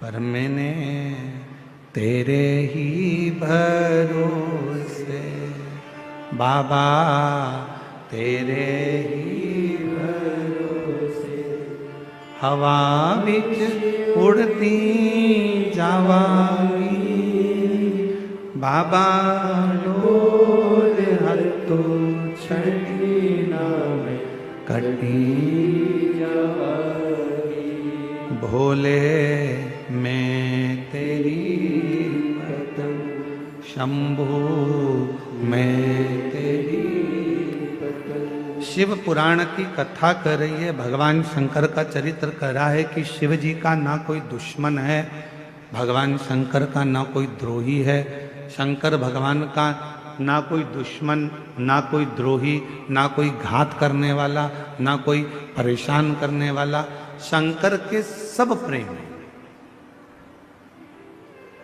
इंद्र के दुश्मन बहुत सारे मिल जाते हैं, 33 कोटि देवता में केवल एक देवता ऐसे हैं, वो देव अधिदेव महादेव ऐसे हैं जो पशु से भी प्रेम करते हैं, पक्षी से भी प्रेम करते हैं, जीव जंतु से भी प्रेम करते हैं, भूतों से भी प्रेम करते हैं, प्रेतों से भी प्रेम करते हैं, और चाहे वो डाकनी हो, पिशाचनी हो, भूत हो, चुड़ैल हो, कोई भी हो, मेरे शिव को मतलब नहीं है कि ये क्या है, मेरे भोले बाबा को मतलब नहीं है कि ये कौन है, मेरे भोले बाबा को तो केवल यह मालूम है कि ये मेरा है, मैंने संसार में जन्म दिया है। अगर ये संसार सागर में पैदा हुआ है, अगर ये संसार सागर में जन्म लिया है, अगर ये संसार सागर में आया है, तो ये मेरा अपना, ये मेरा है।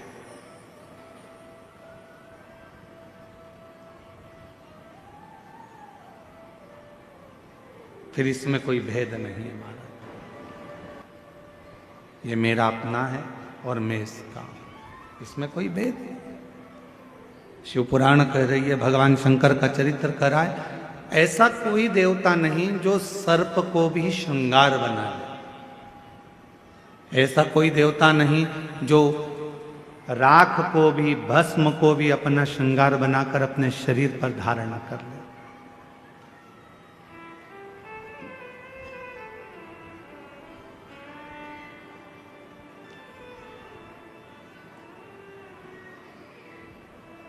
ऐसा डमरू बजाने वाला कोई नहीं, मेरे बाबा से निराला यहाँ कोई नहीं, भोले बाबा से निराला यहाँ कोई नहीं। इस संसार सागर में भगवान शंकर से निराला दुनिया में कोई नहीं हो सकता। एक पक्षी है, दौड़कर आ जाए शिव की शरण में, शिव उसको स्वीकार कर लेते हैं। एक पशु है, शंकर की शरण में आ गया, शिव ने स्वीकार कर लिया। एक जीव है, शिव के शरण में आ गया, शिव ने स्वीकार कर लिया।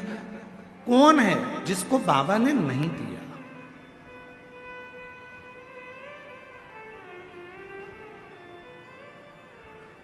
एक सुंदर कथा आती है पितरों की। एक बार सारे पितर जानते हो ना आप लोग, जम के तो बोलो, जो चले गए, प्राण छूट गए, जो चले गए, वो पितरों की गिनती में आए।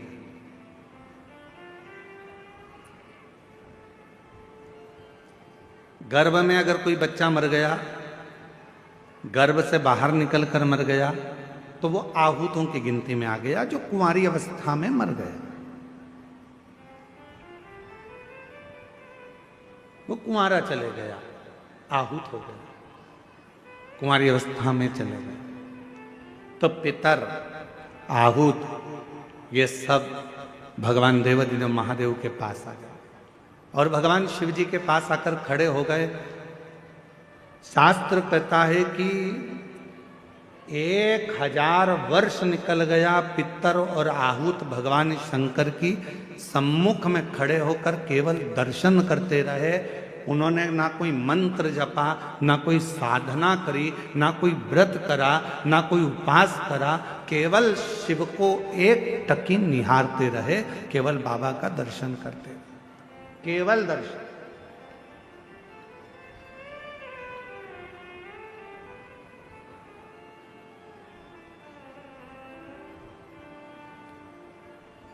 कितना फल है दर्शन का, जरा देखिएगा। 1000 वर्ष तक पितर, आहूत, ये सब शिव जी का दर्शन कर रहे हैं। 1000 वर्ष बोले कुछ नहीं है।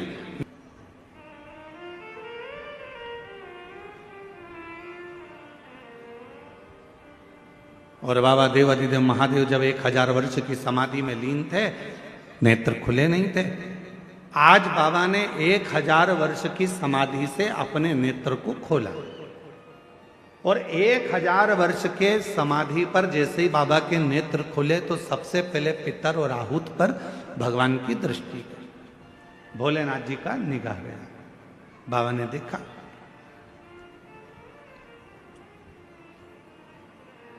शिव जी ने पितरों को बुलाया, आहूतों को बुलाया और बुलाकर पूछा, क्यों भाई, क्या बात है, तुम यहां खड़े हो, क्या बात है?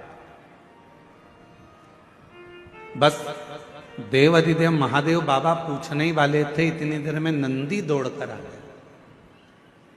और नंदी दौड़कर आया और आते से ही भगवान भोलेनाथ जी से बोला, प्रभु आपने तो इनको अब देखा है, जितने समय से आप तप कर रहे हो, उतने समय से ये बाहर खड़े होकर आपका दर्शन कर रहे हैं, इंतजार कर रहे हैं। नेत्र खुलेंगे, बाबा हमें वर देंगे, नेत्र खुलेंगे, बाबा हमें वर देंगे। 1000 वर्ष इन पितरों को हो गया, 1000 वर्ष इन आहूतों को हो गया, आपका दर्शन कर रहे हैं प्रभु, आप इन्हें वर दे दीजिए। शिव जी ने पितरों से पूछा, तुम क्या चाहते, तुम्हें चाहिए क्या? आहूतों से पूछा, तुम्हें क्या चाहिए, तुम बोलो। पितर और आहूत दोनों एक ही बात बोले, प्रभु संसार के लोग श्राद्ध पक्ष में हमको जल देंगे। संसार के लोग जब श्राद्ध आएगा, 16 श्राद्ध 16 दिन के आएंगे, तब ब्राह्मण को भोजन कराएंगे, पिंडदान करेंगे, तर्पण करेंगे, श्राद्ध करेंगे, तर्पण में जल देंगे, तब हमको जल प्राप्त होगा, तब हमको भोजन प्राप्त होगा, तब तक हम भूखे रहेंगे। इसलिए प्रभु एक कृपा कर दो कि ऐसी कोई व्यवस्था कर दो कि घर के लोग, परिवार के लोग, कुटुंब के लोग, कोई भी प्रतिदिन या हफ्ते में एक बार कैसे भी उनके माध्यम से हमें जल प्राप्त हो जाए और हम तृप्त हो जाएं। भगवान देवाधिदेव महादेव ने वर दे दिया पितरों को, आहूतों को। क्यों चिंता करते हो? जब संसार का मनुष्य मेरे शिवलिंग पर जल चढ़ाएगा, वो जल बहकर जब नीचे की ओर आएगा और अशोक सुंदरी से स्पर्श कर कर आगे बढ़ेगा, उसी समय पर आपको वो जल प्राप्त हो जाएगा और सारे पितृ और आहूत तृप्त होते चले जाएंगे। वो जल आपको वहां प्राप्त होगा।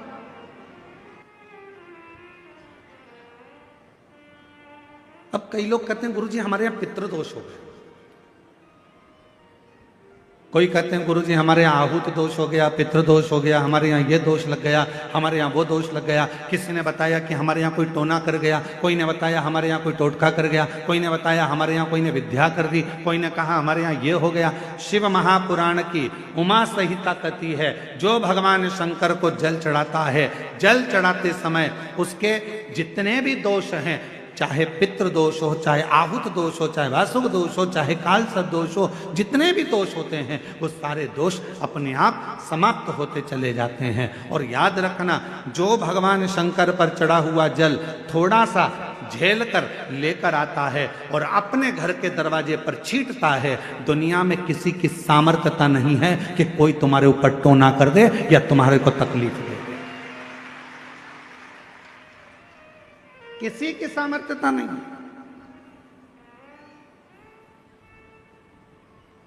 हम तो बाबा के भरोसे चलते हैं, हम तो बाबा के भरोसे चलते हैं, यमरू वाले के भरोसे चलते हैं। हम उस पर आश्रित होकर चलें। जब हम पूर्ण आश्रित हो जाएंगे तो वो हमको संभाल। क्या चाहिए मेरे भोले बाबा को? ना तो मेरे भोले बाबा को तुमसे धन चाहिए, ना मेरे भोले बाबा को तुमसे दौलत चाहिए, ना मेरे शंकर भगवान को तुमसे संपदा चाहिए, ना मेरे शंकर भगवान को तुमसे कोई प्रॉपर्टी चाहिए, ना मेरे शंकर भगवान को तुमसे कोई संपदा चाहिए। कोई तुमसे कहे कि शंकर भगवान को 1 किलो भोग रोज लगाना पड़ेगा तो समझ लेना कि बेवकूफ बना रहा। कोई तुमसे कहे कि शंकर जी को 5 किलो दूध रोज चढ़ाना पड़ेगा, समझ लेना कि बेवकूफ बना रहा है। कोई तुमसे कहे कि 25 किलो घी का दिया शंकर जी को लगाना पड़ेगा, समझ लेना बेवकूफ बना रहा है। अगर कोई तुमसे कहे कि शंकर भगवान को इतना सारा प्रसाद चढ़ाना पड़ेगा तो समझ लेना कि पागल बना रहा है। मेरा भोले बाबा तुम्हारे प्रसाद का भूखा नहीं है, मेरा भोले बाबा तुम्हारे दूध का भूखा नहीं है, मेरा भोले बाबा तो केवल तुम्हारे निर्मल मन का भूखा है, सच्ची भक्ति का भूखा है और हृदय का भूखा।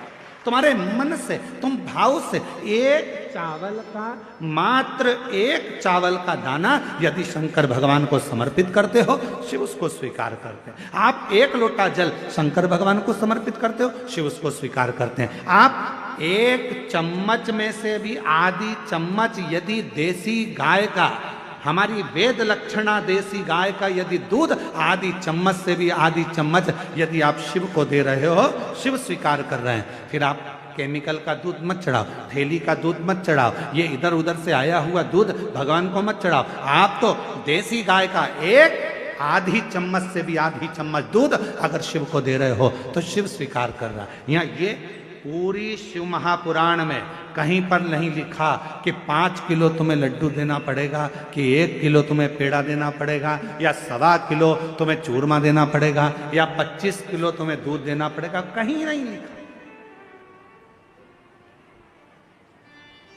कहीं नहीं। और आपको हमारी बात पर भरोसा जरूरी नहीं है कि सीवर वाला महाराज बोल रहा है तो अपन इनकी बात पे भरोसा कर ले। आप तो गीता प्रेस गोरखपुर की शिव पुराण को लेकर आओ और गीता प्रेस गोरखपुर की शिव महापुराण की पोथी को लेकर आओ और अपने घर में बैठकर उसको पढ़ो।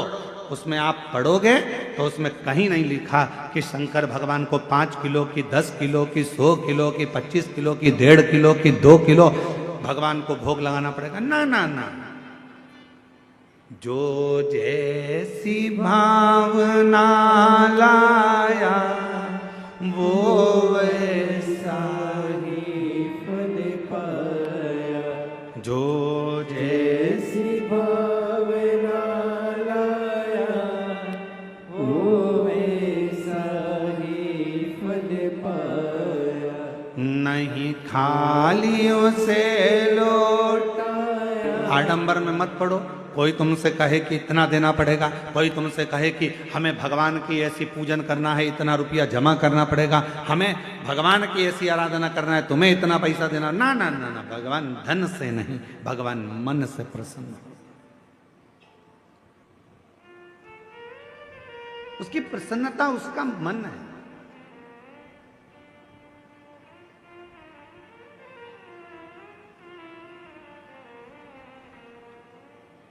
शिव पुराण शिवरात्रि का प्रसंग ध्यान से सुनना जरा। शिव महापुराण में शिवरात्रि के प्रसंग का वर्णन है। एक भील के ऊपर, वन में रहने वाला वो भील के ऊपर कर्जा हो गया था। कर्जा,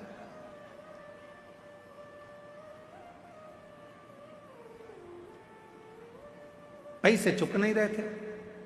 सेठ जी को गुस्सा आ गया, अपने आदमियों को भेजा और उस भील को पकड़ के घर में लेके आए और एक टूटा हुआ शिव का मंदिर था, उस मंदिर में उसको ले गए और उसको बांध दिया। मंदिर में ले जाकर बांध दिया।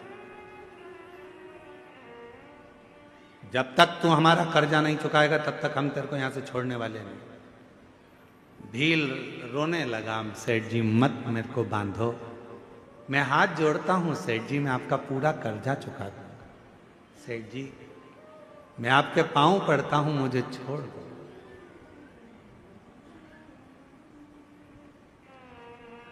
आज का पूरा दिन है, आज की पूरी रात है, कल तक मेरा कर्जा चूक जाना चाहिए। कर्जा नहीं चुका तो फिर लाकर बांध दूंगा और मारूंगा। बस वो भील की आंख से आंसू निकलते रहे। पैसा कहां से लाऊं?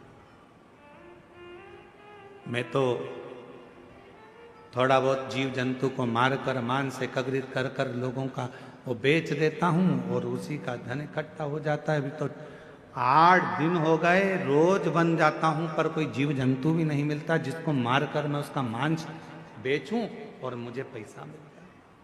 कहां जाऊं, कहां जाऊं, क्या करूं? रो रहा, आंखों से आंसू बह रहा, नेत्रों से नीर बह रहा। आज पानी की छाजल भरी बेलपत्र के वृक्ष के ऊपर रात्रि के समय चढ़ गया। मालूम नहीं है कि आज शिवरात्रि है, उसको ज्ञात नहीं है कि आज शिवरात्रि है।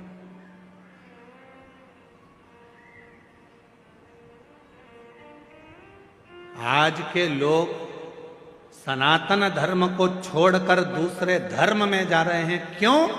क्योंकि वो सोचते हैं कि उस धर्म में जाएंगे तो वहां में बहुत सारा चमत्कार देखने को मिलेगा।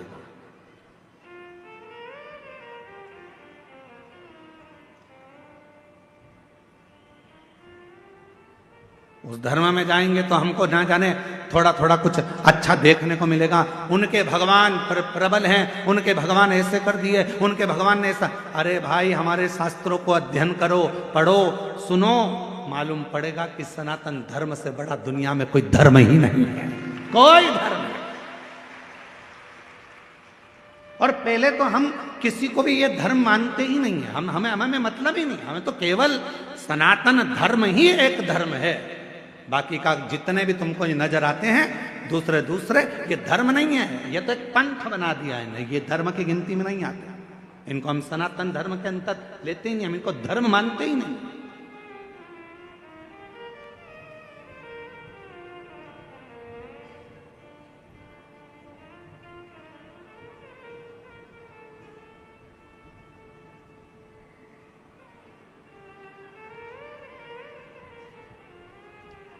एक व्यक्ति ने देवघर में एक प्रश्न किया, क्यों गुरुजी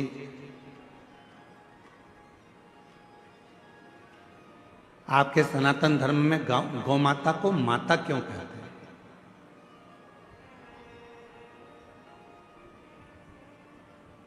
गाय को माता क्यों कहते हैं? हमने कहा भाई तुम सनातनी नहीं हो? कहा नहीं, हम दूसरे को मानते हैं। हमने कहा ठीक है।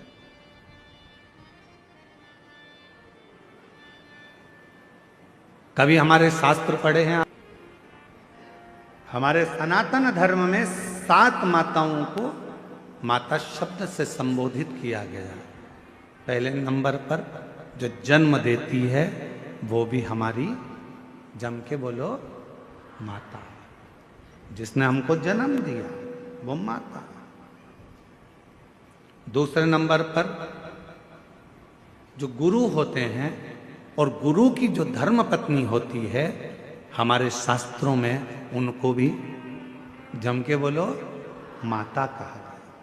तीसरे नंबर पर हमारे गांव में, नगर में, शहर में जो ब्राह्मण रहता है, पूजन पाठ करता है, साधना आराधना में लगा रहता है, भक्ति में लगा रहता है भगवान की, उसकी धर्म पत्नी को भी हमारे सनातन धर्म में जम के बोलो माता कहा गया। तीसरे नंबर पर ब्राह्मण की जो धर्म पत्नी है उसको माता कहा गया। और चौथे नंबर पर राजा, जो नगर का राजा होता है, राज्य का जो राजा होता है, उस राजा की जो धर्म पत्नी होती है हमारे सनातन धर्म में, उसको भी माता कहा गया। महाराज 5वें नंबर पर हमारे यहाँ जिस गौ माता ने अपने बच्चे के लिए दूध अपने थन में रखा और वो जगत का कल्याण कर रही है, उस दूध को वो अपने बच्चों के साथ साथ संसार के लोगों को भी पिलाकर उनको संतुष्ट कर रही है। भारत की इस पवित्र भूमि पर सनातन धर्म में 5वें नंबर पर उसको भी माता कहा गया है। उसको भी। 6ठे नंबर पर धात्री। कभी कभी किसी माता के बच्चे को जन्म देने के बाद दूध नहीं आता। कभी कभी किसी माता को बच्चे को जन्म दिया माता ने और उसको दूध नहीं आता, तो वो क्या कहती है, मेरा बच्चा भूखा मर जाएगा, कोई इसको दूध पिला दो। और वो बच्चे को कोई दाई हो, कोई सेविका हो, कोई हो, और वो उस बच्चे को दूध पिलाती है। तो हमारे यहाँ शास्त्र में उस धात्री को भी माता कहा गया है। उस धात्री को भी माता। 6ठे नंबर धात्री को भी मां कहा। और हमारे शास्त्रों में, सनातन धर्म में 7वें नंबर पर ये वसुंधरा को, ये पृथ्वी को, ये भूमि को, ये धात्री को, ये वसुंधरा को, पृथ्वी को, भूमि को भी हमारे यहाँ माता से संबोधित किया गया, जो हमेशा देती रहती है, तुमसे कुछ लेती नहीं, कुछ नहीं।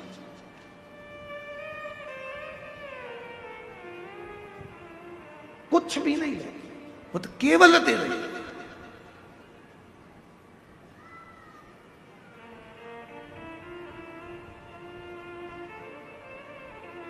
उसका काम है केवल देना ही देना।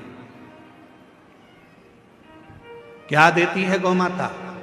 आपसे दरवाजे पर खड़े होकर मात्र 1 रोटी की चाह करती है गौ माता। दरवाजे पर आकर गौ माता कब खड़ी होती है? शिव महापुराण की कथा कहती है, यदि तुम्हारे घर के दरवाजे पर मुख कर कर गाय तुम्हारे घर की ओर देखती है, गौ माता तुम्हारे घर की ओर मुख कर कर जब खड़ी होती है और उसकी श्वास जब तुम्हारे घर के अंदर जाती है, तुम अंदर जाकर 1 रोटी लाकर उसको देते हो, उतनी देर में वो खड़ी खड़ी अपनी श्वास को तुम्हारे घर के अंदर छोड़ती है। अर्थात तुम्हारे यहाँ कोई बहुत बड़ा दुख आने वाला था, तो वो गौ माता अपनी श्वास से अंदर शिव की स्तुति करती है। श्वास को छोड़कर जो दुख आने वाला है उसको निगल लेती है, और वो गौ माता एक रोटी लेकर तुम्हारे दरवाजे से चली जाती है। चलिए, आज कितना कितना गौ माता को बचाने के लिए, गौ माता की सुरक्षा के लिए प्रयास कर रहे हैं। क्यों बचाना चाहते हैं? उनको बचाने का केवल एक कारण है कि जो गौ माता जगत में आकर जिसके अंतर्गत 33 कोटि देवता विराजमान होते हैं, वो गौ माता हमारे घर के सारे दुख को हर लेती है, सारे सुख प्रदान करती है। तो हमारे यहाँ शिव महापुराण की कथा कहती है 7 माता हैं। जो जन्म देने वाली है वो भी माता है, गुरु की जो पत्नी है वो भी माता है, ब्राह्मण की जो पत्नी है वो भी माता है, राजा की जो पत्नी है वो भी माता है। गौ माता को माता कहते ही हैं। और धात्री जो दूध पिलाई है वो भी माता है। और यहाँ शास्त्र कहता है जो पृथ्वी हमेशा देती ही रहती है, जो वसुंधरा हमें प्रदान करती रहती है, वो भी माता, वो भी। हम इनका ऋण कभी नहीं चुका सकते, हम इनका ऋण नहीं चुका सकते।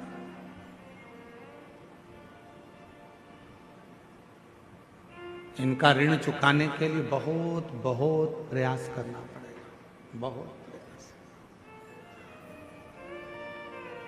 कितना सुंदर कहा है, एक व्यक्ति कहता है कि गुरुजी मैंने कभी कोई कर्जा नहीं लिया और मरूंगा तो बिना कर्जे के जाऊंगा। अब उसका शब्द सुना तो हमको बहुत तेज हंसी आई। हमने कहा ऐसा तो हो नहीं सकता कि तू बिना कर्जे के चलेगा। हे गुरुदेव, मैंने अपनी जिंदगी में कोई कर्जा नहीं लिया, पर मरूंगा तो बिना कर्जे के मरूंगा।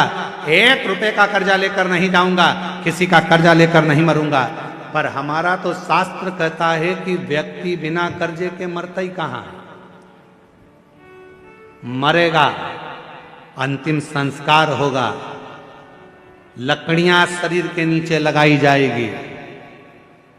तो इस वसुंधरा का ऋण, इस वन का ऋण, इन वृक्षों का ऋण, इस पृथ्वी का ऋण तेरे माथे पर रह जाएगा। इसलिए निवेदन है, ये मत कहना कि कर्जा लेकर नहीं मरूंगा। कर्जा चुकाना है, मरने से पहले कर्जा चुकाओ। और एक प्रयास जरूर करो कि मरने से पहले एक पेड़ जरूर लगा कर जाओ, एक वृक्ष लगा कर जाओ, तो तुम कर्जे में नहीं रहो, तुम कर्जे से मुक्त होकर मरो, कर्जे से।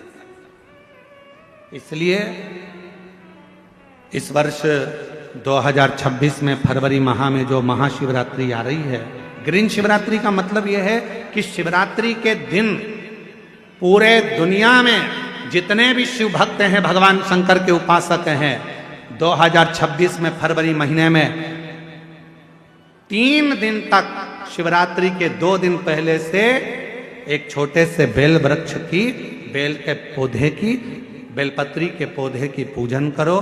शंकर जी के मंदिर में उसकी आराधना, अपने घर के अंदर उसकी आराधना करो। और शिवरात्रि के दिन एक साथ पूरी दुनिया में, पूरी पृथ्वी पर करोड़ों लोग एक साथ बेलपत्री का पौधा जहां तुमको मौका मिल जाए वहां लगाना और रोज प्रतिदिन उसमें जल चढ़ाना, जिससे वो पौधा बड़ा होगा। अपन मर भी जाएंगे तो अपने हाथ का लगा हुआ वो पौधा पेड़ बनेगा और उसकी बेलपत्र शिव जी को चढ़ती रहेगी और अपना आनंद पाते रहेंगे। इसलिए उसको ग्रीन शिवरात्रि कहा।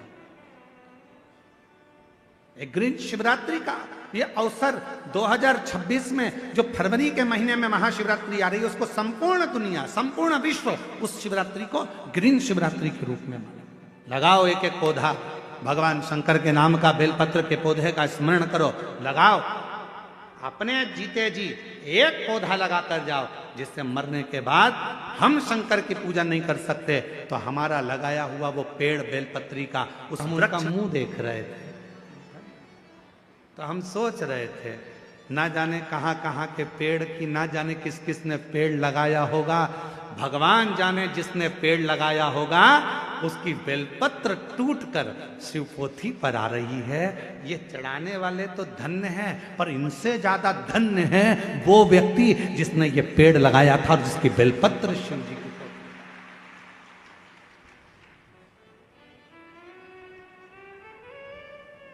कई लोग कहते हैं सावन के महीने में, हमने सुना था कि एक व्यक्ति ने नियम लिया है पूरे सावन के महीने में 1.25 लाख रोज बेलपत्र शंकर जी को चढ़ाता है। 1.25 लाख। हमने कहा एक बार मिला उसको जो 1.25 लाख बेलपत्र शिव जी को चढ़ाता है। फिर वो हमसे मिला, हमने उसको प्रणाम किया, हमने कहा धन्य आप 1.25 लाख बेलपत्र चढ़ाते हो शंकर भगवान को। हाँ गुरु जी, और आज से नहीं चढ़ा रहा हूं, 5 साल हो गए चढ़ाते चढ़ाते। हमने कहा ठीक है, अब ये बताओ 1.25 लाख बेलपत्र आप शिव जी को चढ़ाते हो, आपने कितने बेलपत्री के पेड़ लगाए? उसने कहा गुरु जी पेड़ तो एक भी नहीं लगाया, पेड़ एक भी नहीं लगाया। 1.25 लाख बेलपत्र का अभिषेक कर रहा हूं, 1.25 लाख बेलपत्र शंकर जी को चढ़ा रहा हूं, 1.25 लाख बेलपत्र का अनुष्ठान कर रहा हूं। सावन के महीने में मैं शंकर भगवान को प्रसन्न कर लूंगा। अरे लंकापति रावण से उसने किसी का सामान शिव जी को नहीं चढ़ाया, खुद की मुंडी काट कर चढ़ा देता था।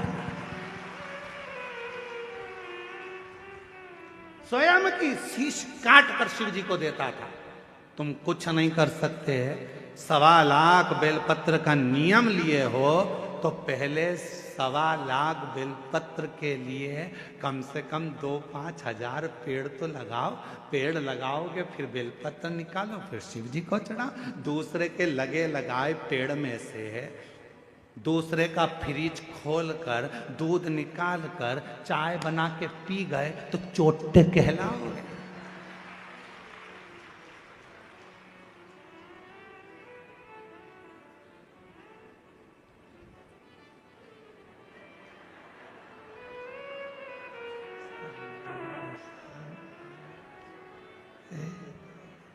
श्री शिवाय नमस्ते, श्री शिवाय नमस्ते।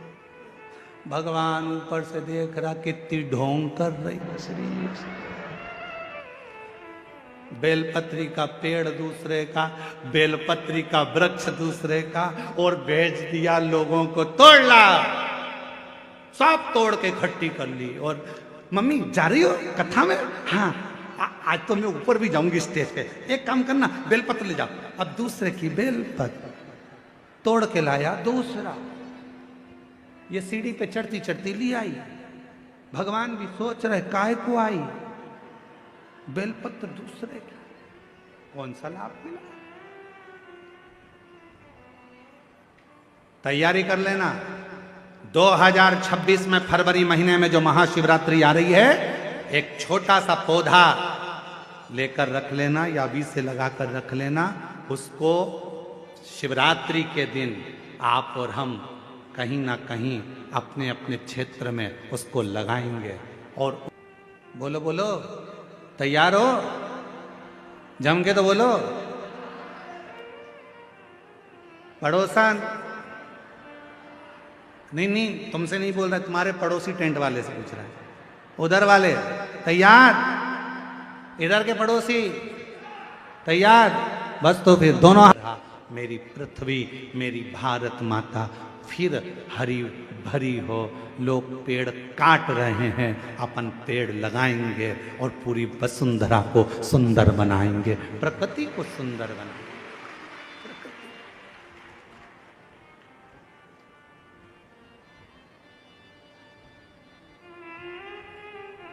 शिव है, शंकर है, मां है। शिव कथा कह रही है, भगवान शंकर का पवित्र चरित्र कह रहा है। भगवान देवादिदेव महादेव की पवित्र कथा कर रहा है। शिव को तुमसे कुछ नहीं चाहिए।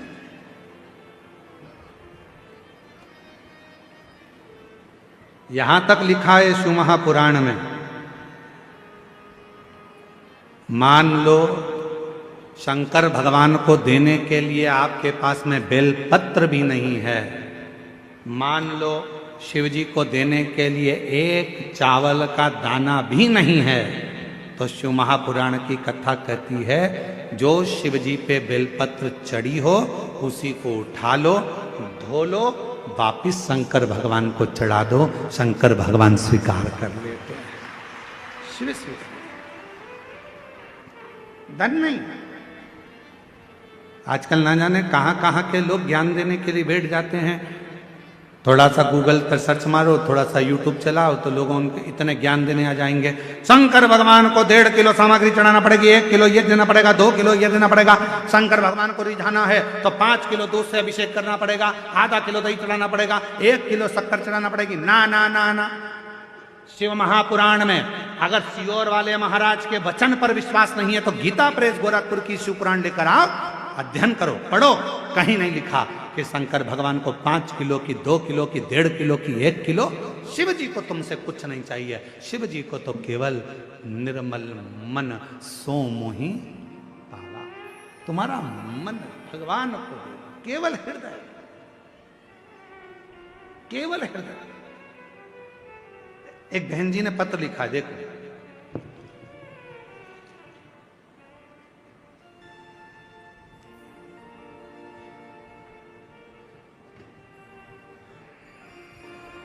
मैं भगवती मांडवी, पति श्री मुकेश मांडवी।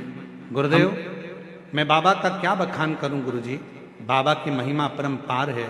बाबा की महिमा को हम शब्दों में बयां नहीं कर सकते। गुरुजी, मेरी शादी को 10 वर्ष हो गया था, पर मेरी कोई औलाद नहीं थी।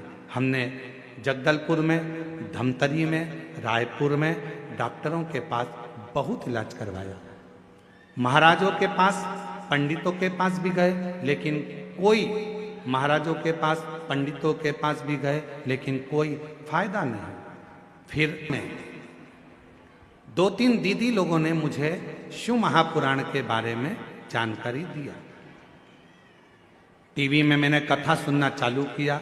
फिर आपने उपाय बताया था गुरुदेव कि तुम रुका जी माता जी के नाम से सफेद आंकड़े की जड़ का प्रयोग किया।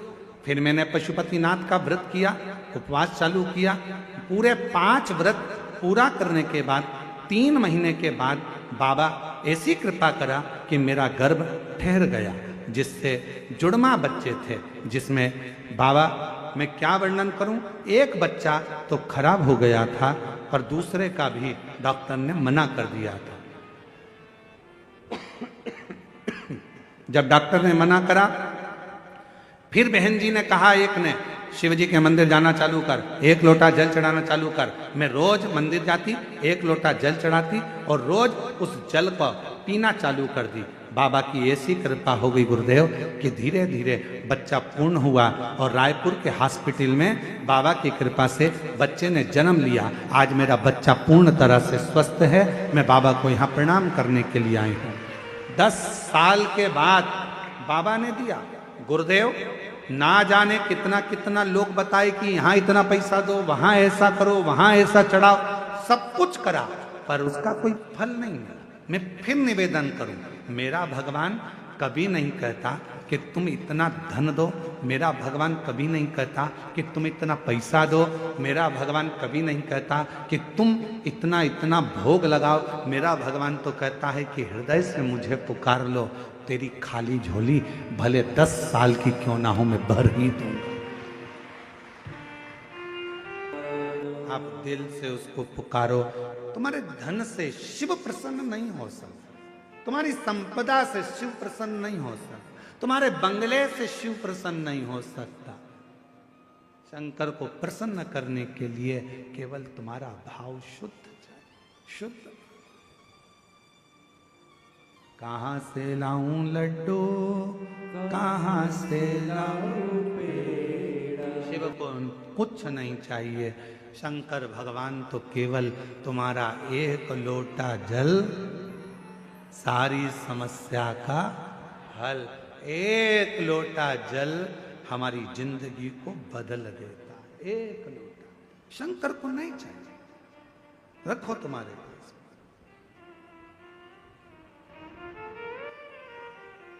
तुम्हारा धन, तुम्हारी दौलत, तुम्हारी संपदा, तुम्हारा वैभव, तुम्हारी सत्ता, सब तुम्हारे पास। शिव को दौलत से मत रिझाओ, शंकर भगवान को वैभव से मत रिझाओ।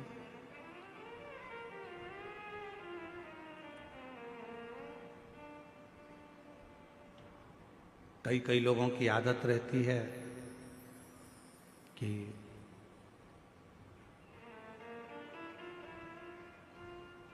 मेरे पास इतना धन है, मैं ऐसा कर सकता हूं, क्या कहां देगा ये बाबा ही जानता। बाबा तेरी कृपा का क्या है भरोसा, कब किस पर हो जाए, जरा सी हम पर कर दो, जरा सी हम पर कर दो। जिस पर भी हो गई तेरी कृपा करुणा वो भव पार हुआ, भव पार हुआ। पापी हो चाहे जितना उसका भी बाबा उद्धार हुआ। उद्धार हुआ। गिद्ध अजामिल गणिका जैसे तेरे मन को पाए, जरा सी हम पर कर दो, जरा सी हम पर कर दो। तेरी कृपा का क्या है भरोसा, कब किस पर हो जाए, जरा सी हम पर कर दो, जरा सी हम पर कर दो। कब कहाँ कैसे कृपा करता है ये वही जान सकता।